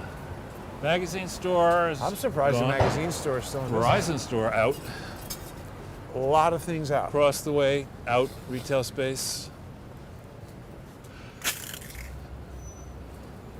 There's a bunch of, 3D Scarface. I didn't even realize there's 3D. Well, the movie's not, but that picture is. Yeah. I Canine actually Styles. asked Oliver Stone if he had ever considered 3D making a movie in 3D. He's like, fuck you. No, the question indicated that he just had no idea what was even going on. There's Mr. Bill, Charles. Oh. Oh no. Out. Yeah. Does this even have glass? I think it does. Yeah, it does. That's seriously out. This is out. There's a lot of available retail up here. And this actually for a long time was kind of run down in the 60s and 70s. And wasn't that where the Doomberg building over there, which you see that big shiny building, that used to be Alexander's, I think. And it was basically a derelict building. They extended the subway up here. Have you ever gone out on this stop? Yeah. Yeah. It's a useful stop. Not on the F and Q actually, but that there's appropriately this named. one right back over Yeah. there. It's appropriately named in New York. FQ. FQ. Yeah. Get on And then subway. there's a couple FQ. dog stores around here. A lot of people who are hardcore dog people don't like the dog store. In the sense that they're Yeah, because puppy you're supposed mills. to. Yeah. Yeah. Nice. Adopt a 24-hour dog. banking here. The Apple Bank. I don't have time for that, Charles. This is seriously for lease. What is the realistic estimate if everything got fixed tomorrow? How quickly things could come back? I mean, It's like it's saying, impossible to guess. asking King George III, when is he going to get America back? I mean, Right. I think if we didn't have such incompetent government at all levels, expensive and incompetent, and Elon Musk, frankly, I'm liking him, calling out government, calling out the fake Indian senator, Karen. He's the freeloader. Right. I mean, that's an interesting absurd. concept. But if we didn't have these amazing advances in technology, which allow you to do what we're doing now, not with a crew of 10 people or whatever, and other things like this, Zoom meetings, and that reduce the need to ask people to come into a city like this, endure the misery we endure, pay the taxes we pay, run the risk of getting beaten up. Every 5 seconds. Yeah, the arguments against operating a business from this crazy place are so much stronger than the arguments that there might be benefits bringing people into this place and paying extra for those people because they've got to live in an expensive Right. place. All those arguments disappear. What was that guy Let's saying? get away from him. Let's get away. He's crazy. Is he following us? Yes. I don't think he now is, but he was saying he's that crazy. Excuse me, sir. Would you like to support my basketball team? That guy was there trying to support the basketball team yesterday. He looks about 100 pounds overweight to play basketball. Try sumo wrestling. I'll support the sumo wrestler team, but not the basketball team. Yeah. Anyway, so before that crazy guy started addressing us. Implausible charity campaigns. Can you support my quest to be the first person to climb Mount Everest naked? Yes, here's $1. Go do that. Now, this is a new dog store Uptown. that came in after the other dog store. Yeah, I mean, it looks cleaner, but I think it is correct that you don't want to support these type of stores. They do have a lot of cute dogs there, though. Yeah, but you don't know the basis upon which they were raised and how many they started with. They're certainly clean.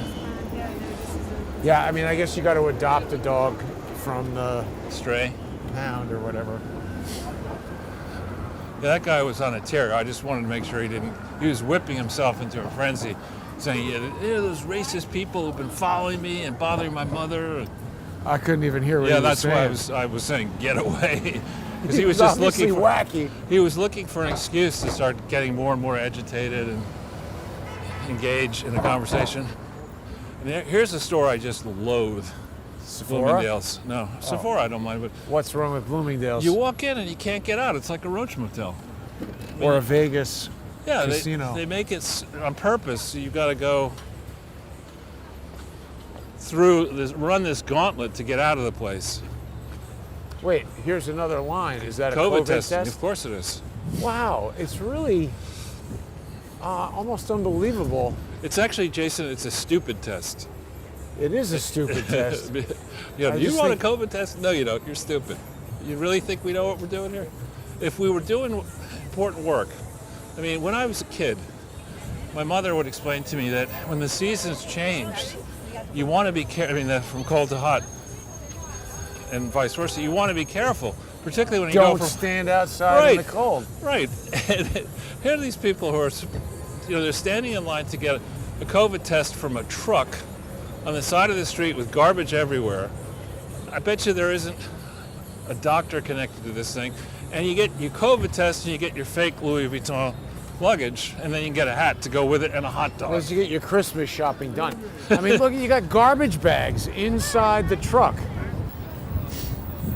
This is absurd. Yeah. This is to medical testing what a dirty water hot dog is to fine cuisine. Yeah, exactly. It's like So there's the restaurant. if somebody, and I'm not going to mention who it might have been, but There's the hospital. right. If on the one hand you've got a cardiologist you might go to who has a specialty building. By the way, that's the Bloomberg building, and that used to be a store. I forget which one it was, but it was fully occupied. And that one over there used to be the Container Store, which seems to be out in the Bloomberg building. I like the Container I do Store. too, actually. I don't like stores at all, but I kind of like the Container Store. 'Cause they have stuff in there I would never even think of buying or imagining that you could have, when you just walk right. I could use one of them. I did my closets with stuff from the Container Store. Wow. That dude's nuts. Yeah, I'm on a bicycle in the middle of cars at night with no light, and you're the Karen.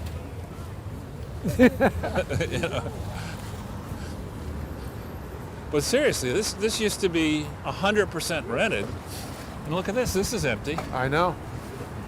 Now we're getting into the prime retail district to have this much vacancy.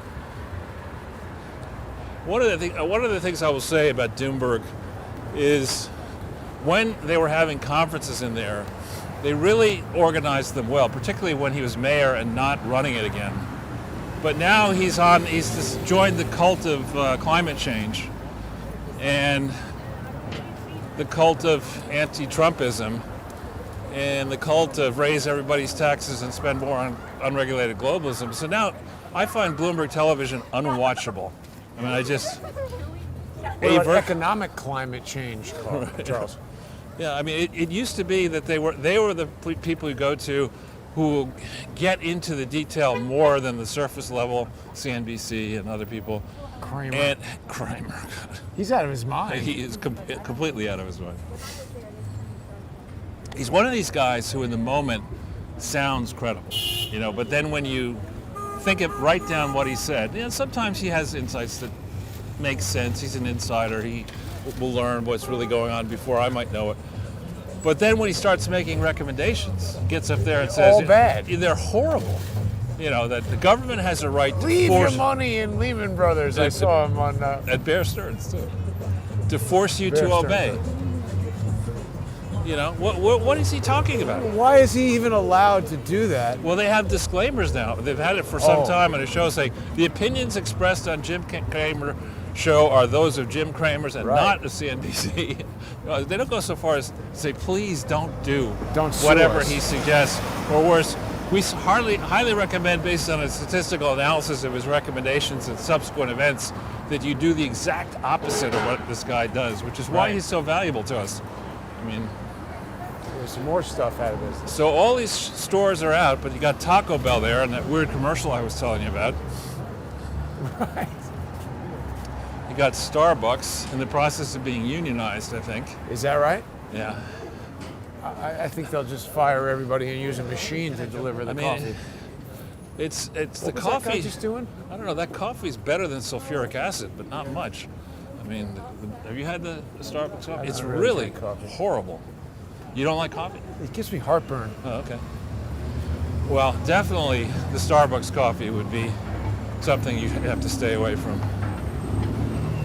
Now, do you see this Hotel 57? That's new. It used to be a Marriott something. No. This, the core of it, where there's the main entrance, was a single room occupancy hotel, and then they bought this thing, then they joined it together, and they modernized it. And where the American flags are, there used to be a fancy, very nice bar, actually. Jammed always. Didn't it used to be a Renaissance or a Marriott? It was called the Renaissance, yeah. Yeah, but that was a Marriott, so now it's Hotel 57. Well, I Marriott owns think Renaissance. no, I think this was Hotel 57 Renaissance, and nothing to do with Marriott. It was a guy, but I had stayed in that place a few times,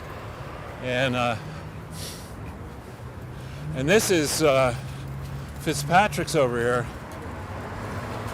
which is one of my Irish friends is friendly with this Fitzpatrick guy who's probably 10 years younger than I am. It's hookah time, according to this hookah. Yeah. Get one of those dresses from Saks. But You could just wear a sack and say it's a dress. so when this guy was buying the hotel, I was in Ireland with him, and he said, "Charles, what do you think?" And I said, "I think it's a terrible idea." And he said, "Why is that?" I said, "It's an express stop on this IRT sign area. Yeah, you know, maybe New York will get better, but it's got to be dangerous. There are better hotels around." And he went and didn't listen to me. He bought it, Oh, and he did well with it. This used to be also a hotel that he had right here. I guess he knocked it down. Probably putting something up here. yeah, it looks like a construction site. Now, I think this was sand the last time we walked by it. Wasn't it? Yeah. But so now we're in this is not a part of town on a Sunday night that you'd expect to be very busy. So what we could do, we can continue down here below 49th Street and start going down 5th. Sure. Or do you want to go over to 6th and down? Or? Yeah, sure. I don't mind. I'm just trying to stay away from the Rockefeller Center crowd. I like that part. No, I know, but that's just all these people sneezing on you. Garbage. You could have an immunity boost drink. What proof is that? I don't know, but look, more bong stores. You think these watches are genuine? Oh yeah. I don't know. But I would characterize these shops here as being basically junk shops, Yeah. right? And this is, in theory, a nice part of town. This is an empty junk shop. This a Cafe Olympia. It's a cafe out of business here.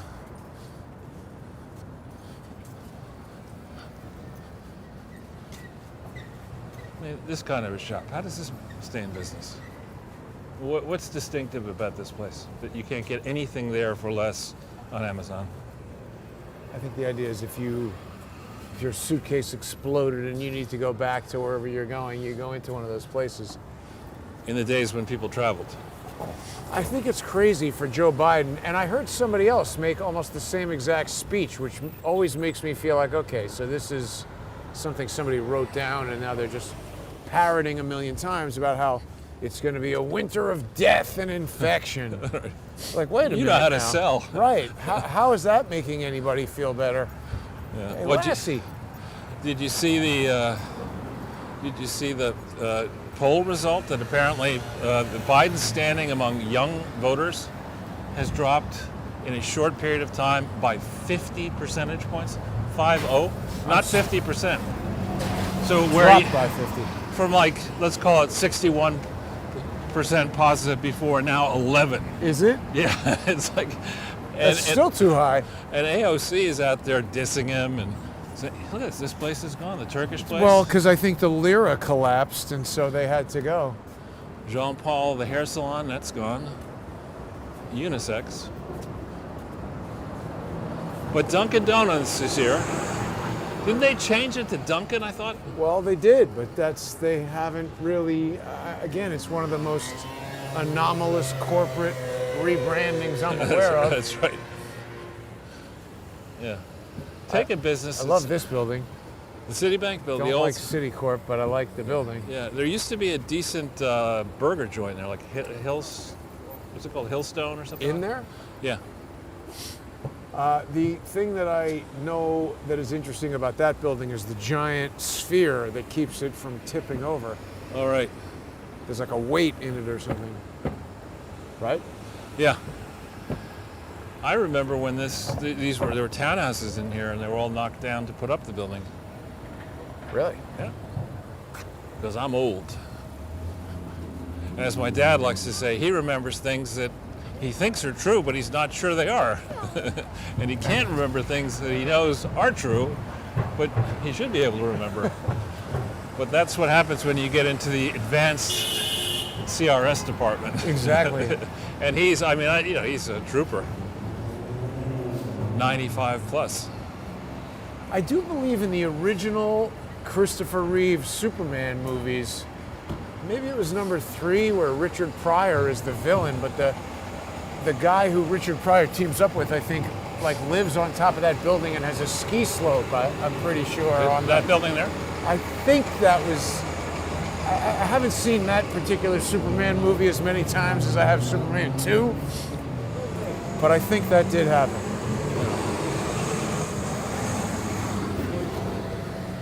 Those guys are very interested in what I'm doing. Exactly, which is why I wanted to keep walking. So yeah, this generally on a Sunday night in New York, you would have the Christmas season. You'd have people, maybe they'd come in for some reason or another, and they would go out to a restaurant, park their car, and either take the train home or their car home, and make it the last weekend shopping day before Christmas. And you would see more than you're seeing now. A lot more. Who's Lou Rudin? Lou Rudin was a big property developer, Rudin family. We got a lot of, there we go. We got radio antennas up there. Yeah, and well, we've got a police station right around here. So Lou Rudin, I think it was, his phone number, when we set up the chart group, our main number was his old number. That used to be a good place. Did you ever go there? No. What is it? It was a really good restaurant that served just steak. You had no choice. It was steak and potato French fries. You had a choice of wine and stuff, and salad, and it was good actually. And then people would call the chart group and be like, "Yeah, put Lou Rudin on the phone." No, yeah, exactly. Is Lou there? No, that's not his number. And finally, he called himself one day. I'm calling for my messages. No, he's very gracious. He said, "Look, I really want to apologize. It's come to my attention that, the calls destined for me are going to you." Oh. What? So this they have a movie now, Reno 911, looking for QAnon. Are you kidding me? That was what that ad was for. Oh, this is 1883. They had that. You heard about that thing? What? No. 1883 is the pre-Yellowstone backstory of how the family got to Montana in 1883. And it's a very, for me personally, it's quite interesting because while 1883 is certainly early to be in Montana, it became a state in 1889. It's not actually that early, in the sense that two strands of my ancestors got there in 1864. And the 1883 glimpse, it looks like a great show. Yellowstone, by the way, is a fantastic show, I think. But 1883 is riveting, and they pitch it such that it was really, really dangerous. Indians running around everywhere, and crime everywhere, and desperados, and that's not what the reflection that I get out of my family papers in this very small town. That doesn't sell TV shows, though, Charles. Right. And but Kevin it is. Costner needs to stick a gun up somebody's ass. But one of the things that is true, my father and I were talking about this the other day, is that many of the supposed Indians that were settled out there had been displaced from the Northeast. They were pushed west to the Midwest, and from there they roamed out to the far west. And those who still were around in 1864 or 1883, they were really, as the English would say, cheesed off. I mean, they were pissed off. And so it was very dangerous to do what my ancestors did, and they survived.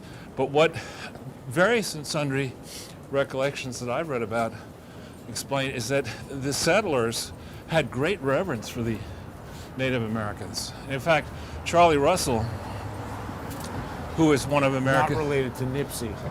No. Charlie Russell is one of America's famed Western artists, who's long dead.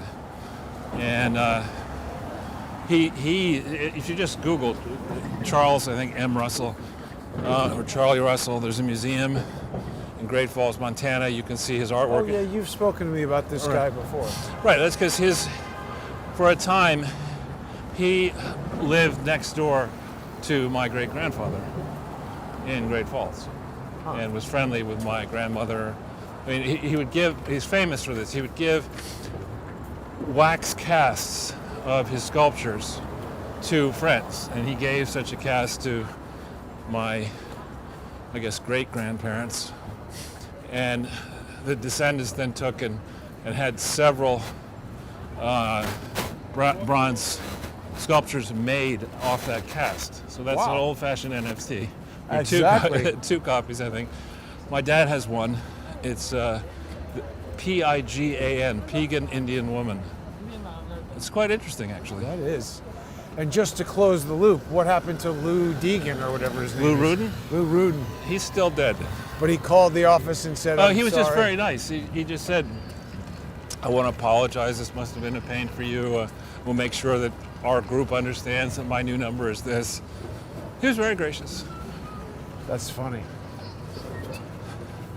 It's funny when people do that, you know, they reach your phone and they start going into some extravagant tale of woe that they really shouldn't want to be spreading to you, and you can't get a word in edgewise, and you finally say, very interesting to learn the state of your lower bowels, but I'm not a doctor, I don't know you, and I'm wondering why you're telling me all this. Well, that's kind of like that time Art Carney called me by accident, and I called him back to tell him, hey, listen, you know, this guy David that you're looking for, I don't know.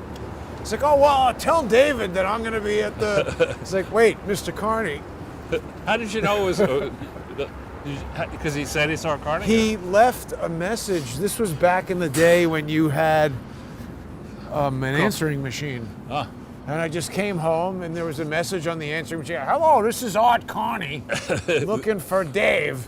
Was it the Art Carney? And I was like, wait a minute, Art Carney? And well, right. So I called back and I said, Mr. Carney? And he said, yes. And I said, is this the Art Carney from the Honeymooners? And he was like, No. yeah, Ed Norton, you know, and he read the whole, like, whatever his official designation with the sewer company was. And you could tell by the voice, it was definitely Art Carney. I love that show even today. I know, and so I had a little conversation with him about how I didn't know this guy and he didn't quite get it. Did he write you a letter of recommendation for NYU Film School? Nah, I had already graduated Oh, from okay. NYU when this happened. And then actually, a few weeks later, I called him and I wanted to invite him, well, ask him if he could be hired to do voiceover on something, and he said he's retired. And then he died shortly after that. That'll teach him. Wow. Should have taken the job. Exactly. I think his wife wasn't well at that time. But it was a funny Yeah, he was conversation with Art Carney. in real life. Does he sound like his character, or Just sounded exactly, like the same. I could tell it was Art Carney. So, for example, I think it's the woman. Let's go to down across the street. Sure. And then up that way. His the woman who plays Edith in Archie Bunker. the female actress is a famous, serious actress. Right. Who does not have a crazy Brooklyn accent like that? Well, it's a squeak. Yeah. But Arch, you know, and this goddamn puddle is always here, and that one over there, always freaking here. How many times? Look at all the construction. I mean, how much money has been spent looking, pretending to improve these roads, and you still can't fix a puddle?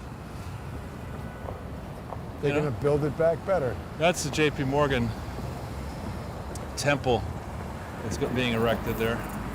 This is going to be a massive building.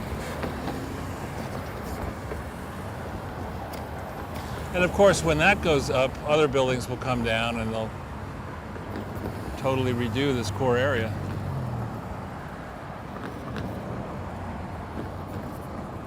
I got to say, I'm not somebody who, you know, let's say I started a new company and went to work for somebody or whatever, and they said, yeah, Charles, you can have an office in the 95th floor, corner office. I said, no, thank you. Where do you want the office? Fifth floor. Where I could walk Get down. the hell out when this thing catches on fire. Well, just so I can, in a crunch, I don't know if you've ever been in an office when you're stuck and you have, not with a plane incinerating the building or however that happened. Knock off all the honking, you jackass. See, more puddles. You want to be able, in a pinch, to either, if the elevator isn't working or whatever, that you can walk up or walk out. And to walk 95 flights It could in be a the panic difference, right? is not terribly smart. And I'll tell you, go ahead. I know what were you gonna say? You've been, While I'm not scared of heights or anything. I like actually views from on top of a hill and stuff like that. But I don't want to be above really. I'll go up to the 10th floor, I suppose. But how about being above the fray, Charles? that's where I want to be. Yeah. Well, I was just going to say, and I'm sure we've discussed this before, but when the blackout happened, I guess in 2003 or whatever that was, just even getting to my 6th floor apartment without the elevator. It's a hassle. I mean, right, and it sounds like, oh, boo-hoo. But if you were injured or if somebody was sick, You're on how do you crutches, deal with that? Right. Yeah. This was the Bear Stearns building. I had a friend in LA who broke his foot in a bad motorcycle accident. It's brutal. And he was like living on the 2nd floor, and it was just, he described a very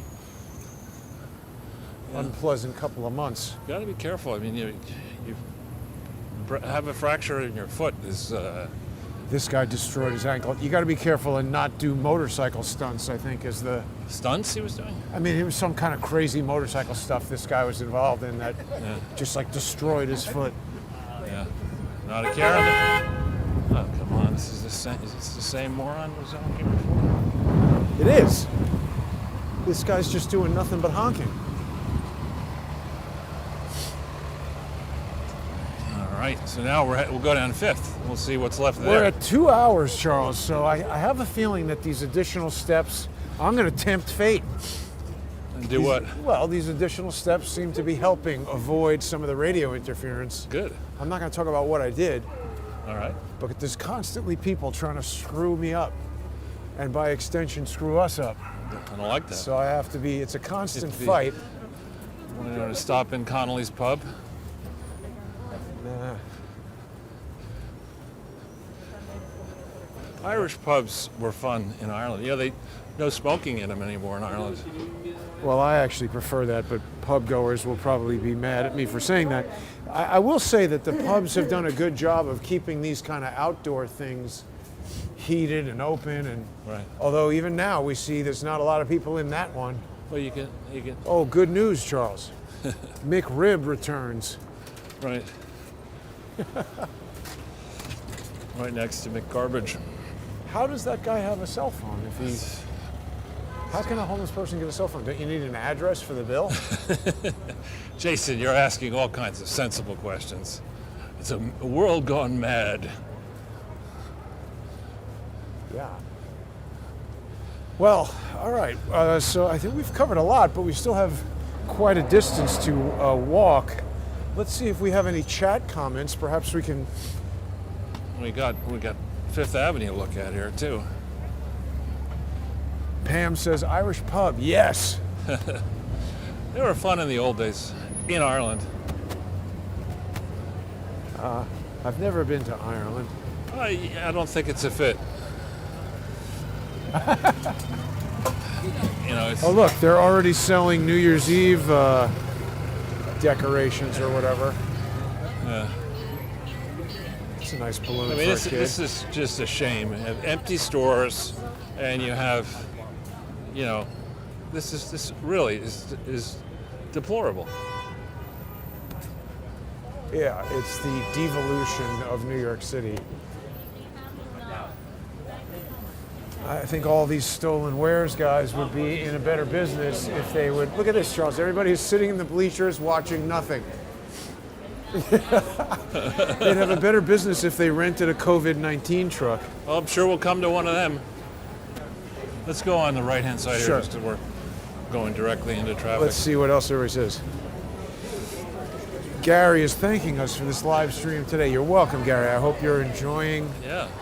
this lockdown Christmas. Yeah, I mean, we could hear from Dumb Joe peeing in his pants on Tuesday night that we're done. That in an abundance of caution, we're going to shut the country down for another 2 weeks. I mean, when you think about That's all right. when you think about encouraging people to be tested, Hang on, we got a lot of interference here. Okay. Let's try crossing the street. Okay, yeah. When you Encouraging encourage- people to test. well, and you can't assure people that the test has integrity. We don't know if Right. it's giving false positives. Recently, I was talking to somebody who was explaining that the new best estimate of when COVID may have hit is not is September 2019 or possibly before then. And Well- it really does matter, when it hit, because if you have a whole bunch of cases and let's say they are transferable and they're compounding before the date in March when you say it hit, or January 2020 when you say it hit, the trajectory of growth is going to be very different. And something that could actually be slowing is going to look like it's rising. Right. And similarly, when you say to people, okay, everybody's got to get tested all the time, of course you're going to get more cases. Right. Theoretical cases. Exactly. And my dad was explaining to me, I don't know anything about Greek anything, but even Greek food, but he was saying that in the Greek language there are two O's. Uh-huh. There's an O and big O, not like capital letter and lowercase, but there's an O micron, which is this Right. variant, and then there's an omega. Oh yeah, right. And he had studied Greek as a young kid. So that's like big O, little O. And he said to me with this excited look on his face, he said that it's the first time in his 95-year-old life that he realized that. He knows something about Greek. And I think that's wonderful. See that? You're always learning things. Well, I love that Yeah. a 95-year-old can still be learning. That's great. That is Particularly great. a highly educated 95-year-old. Be nice if the people who are ignorant, like Joe Biden, could learn, but I don't think so. So that weird selfie of Joe Biden where it looks like he's checking his diaper, where I didn't see that. What's that? it was just like he was doing some kind of TikTok video with the Jonas Brothers. Oh or yeah. something like So get vaccinated, and other people are talking about get vaccinated. And, that. Right. and he told Roethlisberger, the quarterback for the Green Bay Packers, he ought to get. Some woman was wearing a Green Bay Packers sweatshirt or hat or something, and he said, "Yeah, tell your quarterback to get vaccinated." I mean, does he not understand what the President of the United States is supposed to do? Right. I mean, you're not a goofball. What is this? This is the Vans Vans, yeah. sneaker store, I guess. But they got a Yeti advertising. And here's that drummer. He's actually pretty good. He's drumming on a plastic can. Plastic drum. He's working the drum. But he just sits out here typically 365 days a year in the really cold weather and hot weather. It's amazing how, these things used to be kind of isolated Right. to... It's like poison ivy. You get a little bit of it and suddenly it spreads all over Yeah. the city. I wonder what de Blasio's cut is. Right. I suppose people could say, well, Jason, you and Charles are a little crazy. You're always doing these podcasts, at least the two of us, twice a week. What's the difference between doing that and staying outside drumming on a plastic drum at 5 o'clock on a Sunday, or all day Sunday in the bitter cold? Cost that guy a lot less money to produce the show. He could be making, well, who knows how much money he's making. Yeah. Pretty sure he's not getting a W-2 out of it. No. You're right, Charles. It's an amazing contrast to have these illegal stores right outside all these retail places that are out of business. Permanently out of business. Yeah. Also, I noticed yesterday, it might be on 7th Avenue, Really? but there is now a stretch that's like the weed district where just guys out like this are selling, packaged weed. Selling is what they're currently doing. Pretty soon it'll be stealing. It'll be like You just bought some weed. That's your upside. Your downside is you don't give me your wallet, I knife you. Well, they might be, We can go. I guess legitimate business people is not the right word. Right, and Joe Biden might have a brain left in his brain cell this left is in his body. unbelievable. I've never seen anything like this. Every block. This is the Christmas shopping season in New York. None of those numbers they ever give us about the consumer whatever index they're Right, talking GDP. about. None of that is going to be calculating any of this, is it? No. The city's back. This Rolex sale will be reported to the Consumer Price Index. Oh yeah, well, the great thing about this is that you pay less for the lifetime warranty that you get from the vendor.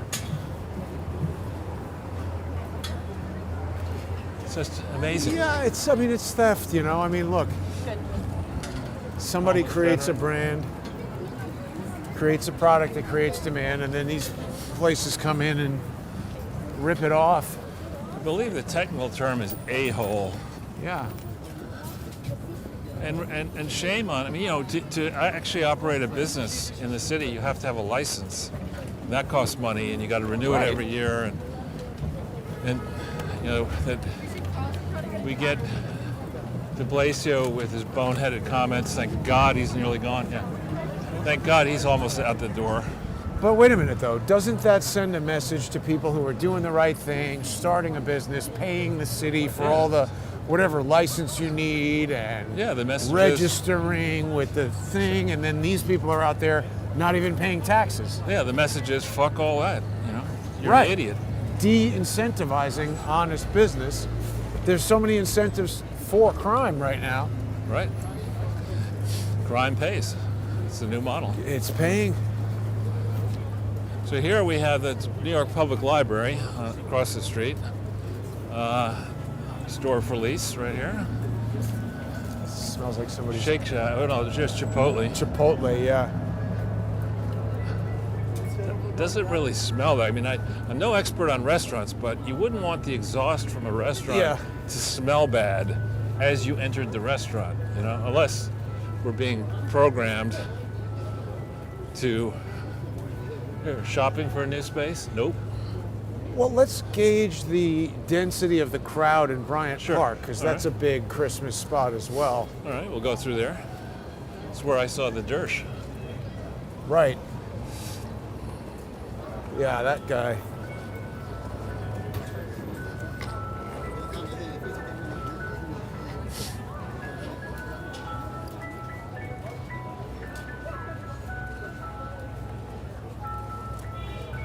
It's a pretty loud ice cream man. It is. Ice cream person. But Frozen milk human. Who identifies as an ice cream person. I have a recollection, it may be incorrect, but I have a recollection that pre-pandemic there were many more Christmas lights out. I think that's right. And I just... Well, because probably they can't hire people to put them up. Probably, that's probably like true. These trees should all have the those little LED string lights in them. When I was explaining to my brother, watch it. Oh my. Oh. No need to buy life insurance for that moron. There's a lady with the dog, though. Almost got crashed into by them. This is looking pretty crowded. Must be a COVID test. Oh man, is it? No, it's the bathroom.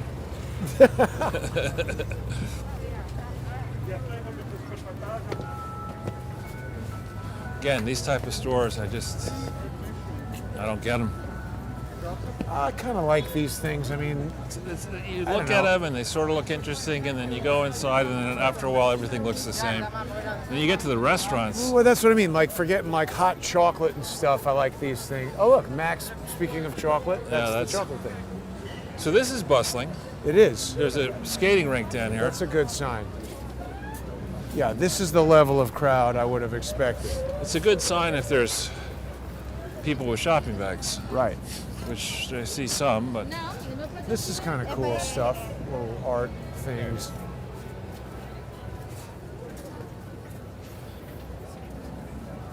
All right, so the Bryant Park Christmas Village is It's not a hopping. complete washout. Truffleists. Yeah. Royal hot sauce. It's very I wonder how they're popular this doing year. competing against Frank's. You saw that ad I told you about? Yeah. And they have another hot sauce Oh, yeah. hut down over here. The hot sauce is very popular this year. So Hillary will have many opportunities to be a celebrity endorser for hot sauce. No, I said that's fine. So we got some people just stopping in the middle of the thing to Yeah. look at their phone. Oh, that's standard. There should be a Let's make a special. left here. Yeah. We'll check out the ice skating. There should be a special tax on Google.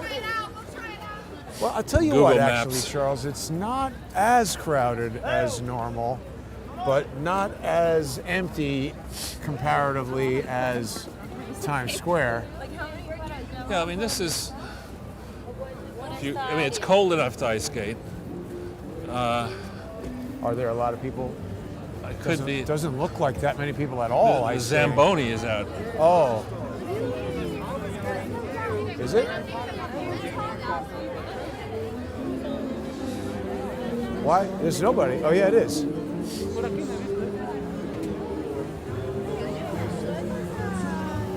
Powered by hot Supposed to chocolate. be I don't know if Snoopy. it's- Snoopy is supposed to drive the Zamboni.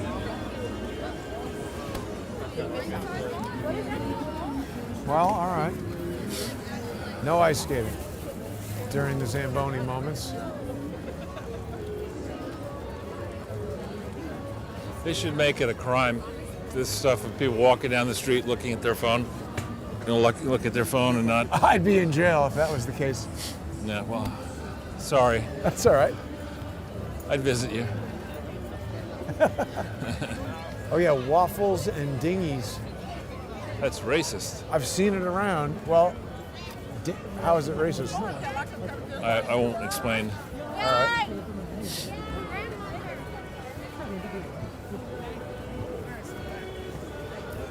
So this is a great improvement Yeah. from what it used to be, say, 10 years ago, Yeah, I or like 20, the 30 years ago. Bryant Park Christmas deal. It's definitely less crowded than normal, though. Yes. Like when you stand over here, it looks pretty empty, Yeah. this whole section. Excuse me.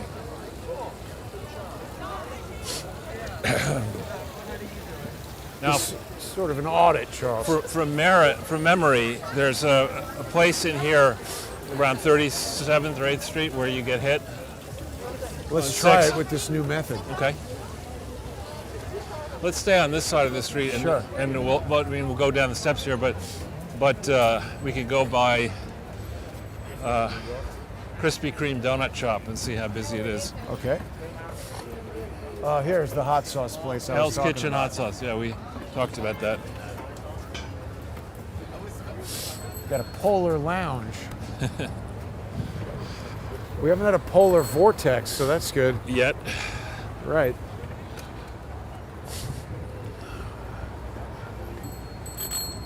And we got Okay, the Bank good. of China Yeah, for now. looking. Oh yeah, what's going on with Evergrande and their whole? Didn't they have some massive default? Oh yeah, the Evergrande and others are in trouble, and markets are turmoiling. And of course, this is an unusual 2-week period here in that I don't know when the stock market closes, capital markets close on this coming Friday before Christmas, and New Year's Eve is also Friday. So you have often when Christmas and New Year fall on a Friday, people decide they're going to take 2 weeks off if they can. Right. You know, so and with the pandemic on top of it, maybe resurging, you could see a dramatic tail off in activity. And it could also be the case that it's tough to find workers in let's say, hospital workers. That's happening all over. Yeah. Now this is busy here. What is? I mean, this is more crowded than usual. Now you can get your COVID test and go into Ole and Steen and get a Oh, bagel. right. This is more serious, I think, than, Lab Q sounds better than rent a truck. I mean, maybe this is like a Nathan's hot dog stand instead of a Sabrett hot dog stand. Yeah, they don't seem to be terribly They're closed. concerned for the day. about separating the garbage from the No. patient. And, Just like, did we use this Q-tip already? Doesn't matter. Shove it in there. share those needles. All those warnings about the dangers of sharing. Those are old wives' tales. Right. We got to Oh, have a look, more here's the- more sustainable administration of intravenous drugs. When you wash the needle, you have detergent going into the environment. It's not sustainable. How is de Blasio's shooting gallery I hope it deal? materializes in front of his wherever he ends up living next, which would be nice if it were a penitentiary. I think we're on a bad side of the street. Yeah. There's nobody walking over there. And we just lost the light. Sometimes, Charles, you're on the highway and you just realize the traffic is caused by one person kind of Is that right? driving too slow. Something's happening there. I mean, there's no traffic on the other side of the street. But, so Evergrande defaults, what's that going to do? Well, we don't know yet. So year end, a lot of companies around the world in the West have their year end on December 31st. And so the scope of review that you do at year end, an audit, is should be much more comprehensive and detailed, so that if you have turmoil at year end, it could be that if the asset you're talking about is small on the books of a large bank, it may not be an issue. But in Evergrande's case, the total debt, is on the order of $300 billion. Could be more. Nobody really knows. Wow. That's a large nut. I'd say. And depending, very frequently what happens in these speculative bubbles is that the promoters realize that the bubble's going to pop, so they try to foist the crappy debt assets, or whatever you want to call them, on the smaller banks where it's going to be a bigger problem. Right. And so all that gets settled out after December 31st, and we'll see where it all lands. Aha. But more to the point, these people, these Fauci saying you're going to have to wear a mask forever, and who knows, when it'll be fixed. That is so much at variance from 15 days to slow the spread. yeah, or follow the science, and then I'm the Right. science. And Right. Kamala Harris says, well, we didn't really anticipate this, and Fauci comes out the next day and says, well, actually, I did. Who's telling who what? Well, the point is, it's fine to say the best answer. I mean, you don't want to hear this answer when you've hired somebody to fix your boiler, but Right. But the best answer when you're just talking about an unsolved problem is I don't know. If you don't know, you don't tell people you Make have the things answer up, right. and make a whole bunch of shit up. And what this now nearly 2-year period has done for me, has gutted the integrity of the public health system, and the profession. I would not accept one opinion only from any medical professional on a agree. serious matter now. And I think it's should call into question, as Elon Musk is pointing out, why are we spending the most expensive, the largest expenditure that you will make this year is on government. It'll be in the form of the taxes that you pay directly and the taxes that are embedded in everything that you buy, product and Right. service. It's by far and away going to be your biggest expenditure. Yet nobody, you screw up the stimulus, and Biden screws that up, no shovel-ready jobs, no problem. Make him president. You screw up Afghanistan, no problem. Put that on the list of Accomplishments, right? accomplishments. Chalk that one up there. Yeah, so that's been a real sea change here, and what we could have again, when we went into lockdown, the market crashed back in March Right. of 2020, and now, back then it was crashing. God damn it! It was crashing when interest rates were low. But now they've uncorked inflation, and you can't put that genie back in the bottle very easily. So you're in a place where you can't keep interest rates low and defend major currencies. Forget the lira, that's gone. Didn't Powell come out and say, oh, by the way, that whole transitory thing, that was wrong? It's too late, I think. You know, when you go, Too late for what? for a guy like Powell, and before him Yellen, and before her Bernanke, you know, when they pushed interest rates on the floor, starting with Bernanke in December 31st, 2008, this whole long period has been a period where these extraordinary measures should have worked, according to the experts, but they haven't. We're arguably in worse shape than we used to be, with machines better able to replace human labor. So That sounds bad. it's not good. It's definitely not good.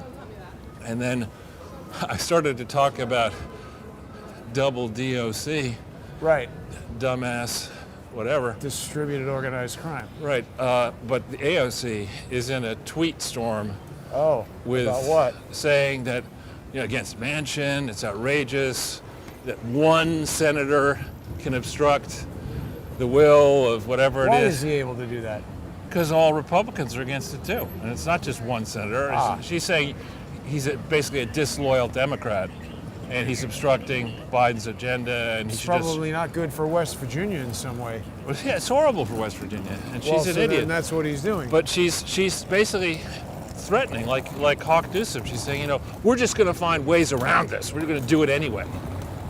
Like, no, AOC, we're Right. not going to find ways around this. You're going to go, and you're going to go at night instead of to a bar, meeting your friends. You're going to go to Southern New Hampshire University online, and you're going to actually pass a basic economics test. No, she's not.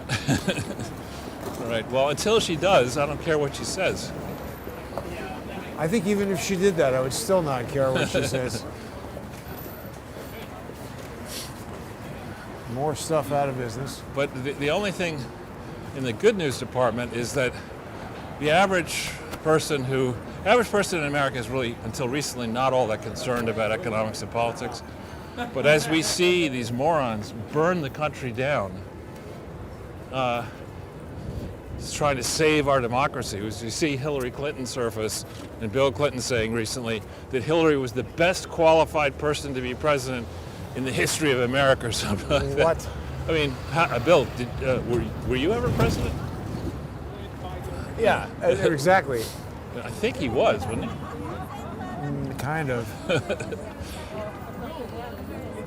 And that speech, again, she's reading in that master ass that she's on, she's reading this speech and weeping about how, you know, a speech to her mother who's dead and how she would have been so proud. I mean, that's the kind of thing. I'm not going to say who it is, but a prominent person was fond of saying to people like me, who's like 30 years older than I am, when you get angry and you feel like you have to, this is pre-internet, send a letter to somebody, Call them. No, the reverse. Write the letter, Oh, stick it in your desk drawer, and don't send it. go to sleep for at least 2 different nights, wake up and look at it again, and then ask yourself, do you really want to send that letter, right? And that's not what we do anymore. I mean, what Joe Biden, his instant answers for everything are basically wrong.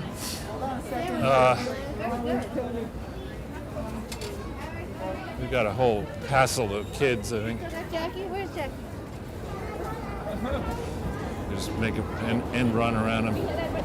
Yeah, there's actually a surprising array of closed places just further back that way a little bit, because I'm reminded here by the Weed World Worldwide headquarters that when I was walking down here yesterday, I was surprised that the Yankee Doodle Chicken restaurant is out of business, because that had a litany of criminals dining at it every time I walked by. So I don't know, Yankee Doodle Chicken. Are you sure that's not, you weren't more upset because you had your repeat purchase card, you had like 11 things in there? No, I never ate there. I just walked by it.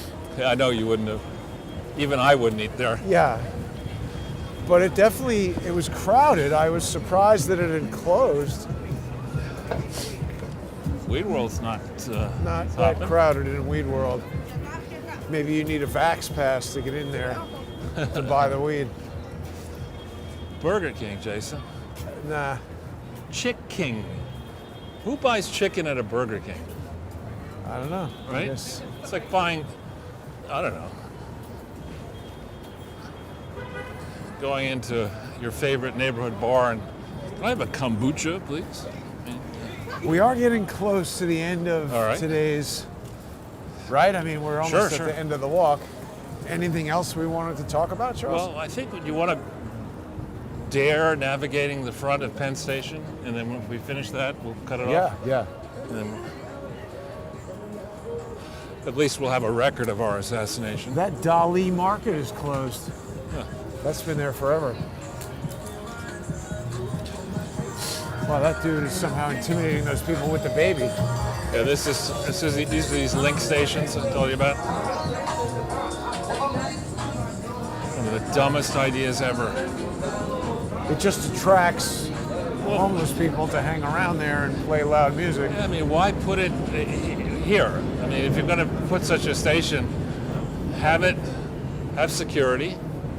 You know, have it like you walk in, you get your station, but it's patrolled, so you're not sitting there and setting up a drug exchange. Well, that's right. And they can charge the phone and everything there. Right. Now, Charles, they were just advertising West Side Story up on that billboard where, Is that not doing well? no, it tanked. It failed again this weekend. They were like hoping that it would be like Music Man, which I think was a Hugh Jackman thing. Did Did music better its second week than its first week. Right. So this sucked even more. It's just tanking down the line. It went from number 2 or whatever. It was like number 7. And then the Spider-Man movie made a ton of dough. How much? I think I saw somewhere 250 million. That's pretty good.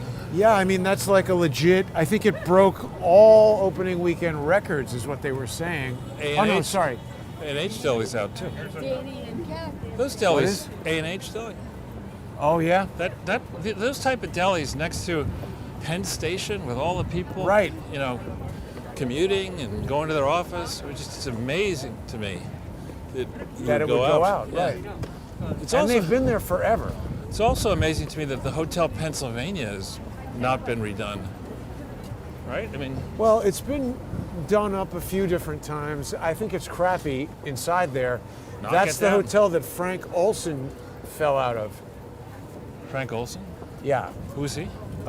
He was a scientist for the CIA, and he was investigating the effects of LSD and involved in MK Ultra. Wow. And they say that he jumped, but his son says they threw him out. That And I think sucks. the son kind of, The sunset. dug him up Ugh. and did another. I mean, not personally, they had Right, him. right. What's the word? Exhumed. Uh-huh. And then did another autopsy, and that autopsy, I think, helped them determine that he didn't believe what the CIA was saying about how he died. But I don't think you can believe too much of what the CIA says about anything. I think you could go further than that and say you don't believe too much of what the government says. Right. You know? This is building a campus for tomorrow's workforce. Yeah, right. So it's going to be a robot store? Yeah, exactly. The campus for tomorrow's workforce is sitting in your underwear at home. Oh, that's right. Hopefully keeping it on. Not if you're Jeffrey Tubin. Exactly. Promote could- that guy, right? Isn't he a CNN and contributor and a New Yorker employee or something? Serious thing to consider, though, in light of the revelations. Here we go. Wow, that's pretty scary. This In guy. light of the revelations that there's more than one producer at CNN who's, accused of or involved with pedophilia and whatever, that Jeffrey Tubin thing almost takes on new meaning. Why would they hire him back? That's such a... They liked his name. Right, but I mean, He's aren't like- there a million lawyers who could be your CNN legal, whatever he is? Why do you need the guy who's an embarrassment? At CNN, I think. Right. There's somebody, I forget the person's name, but on my Twitter feed, there's somebody, that guy Brian Stelter, Yes. CNN. Some people call him Potato Head. right? And this I person think on that's Twitter, justified. well, this person, just like Trump now refers to Hillary as crooked, not crooked Hillary. Just call him potato. Exactly. Oh. Well, I'd be game for ending. Yeah. Putting Smash Burger is open now. And if Stop. people want to eat at a restaurant here on the side where the proprietor is lighting and smoking cigarettes, you can do that too. I'm sure that's a health violation. I think it's a badge of honor. It's like, These guys are smoking cigarettes all over everybody. And Smash Burger is open here. I've never eaten at Smash Burger, Charles. I I think don't know why you're you'd want to unlike- smash a burger. I think I'm pretty certain you're unlikely to ever eat here. Well, you're not allowed in there without a Vax pass, Uh, so I'm not going in there. And actually, I wouldn't go there. I like to cook burgers myself. You're gonna need it when we go in. But enough of that. It's been a pretty lengthy episode today. 2 hours and 35 minutes. Well, it's I think you'd bonus. have to go way back to the beginning of Sunday with Charles to get an episode with this much meat on the bone. That's our Christmas present. Yeah, it's kind of our Christmas. Oh, I got you a Christmas present, but I left it in the apartment. I'll give it to you on Wednesday. Oh, it will still be not yet Christmas, All right. so that'll be fine. Thank you. It's just a small little, more of a Diamond. joke. No, Okay. not It's a diamond. small little 4-carat No, I would diamond not I thought you should have. buy a as, diamond for a dude. to diversify my portfolio in case I Right. want to get married again. You know, just get it all. No, I did not buy that. But I want to remind everybody that they can bid on the NFT, which is the first parody movie poster that was used when we started Sunday with Charles. Not the first Sunday with Charles ever, but the first use of a parody movie poster that inspired the trend that carries on to this day.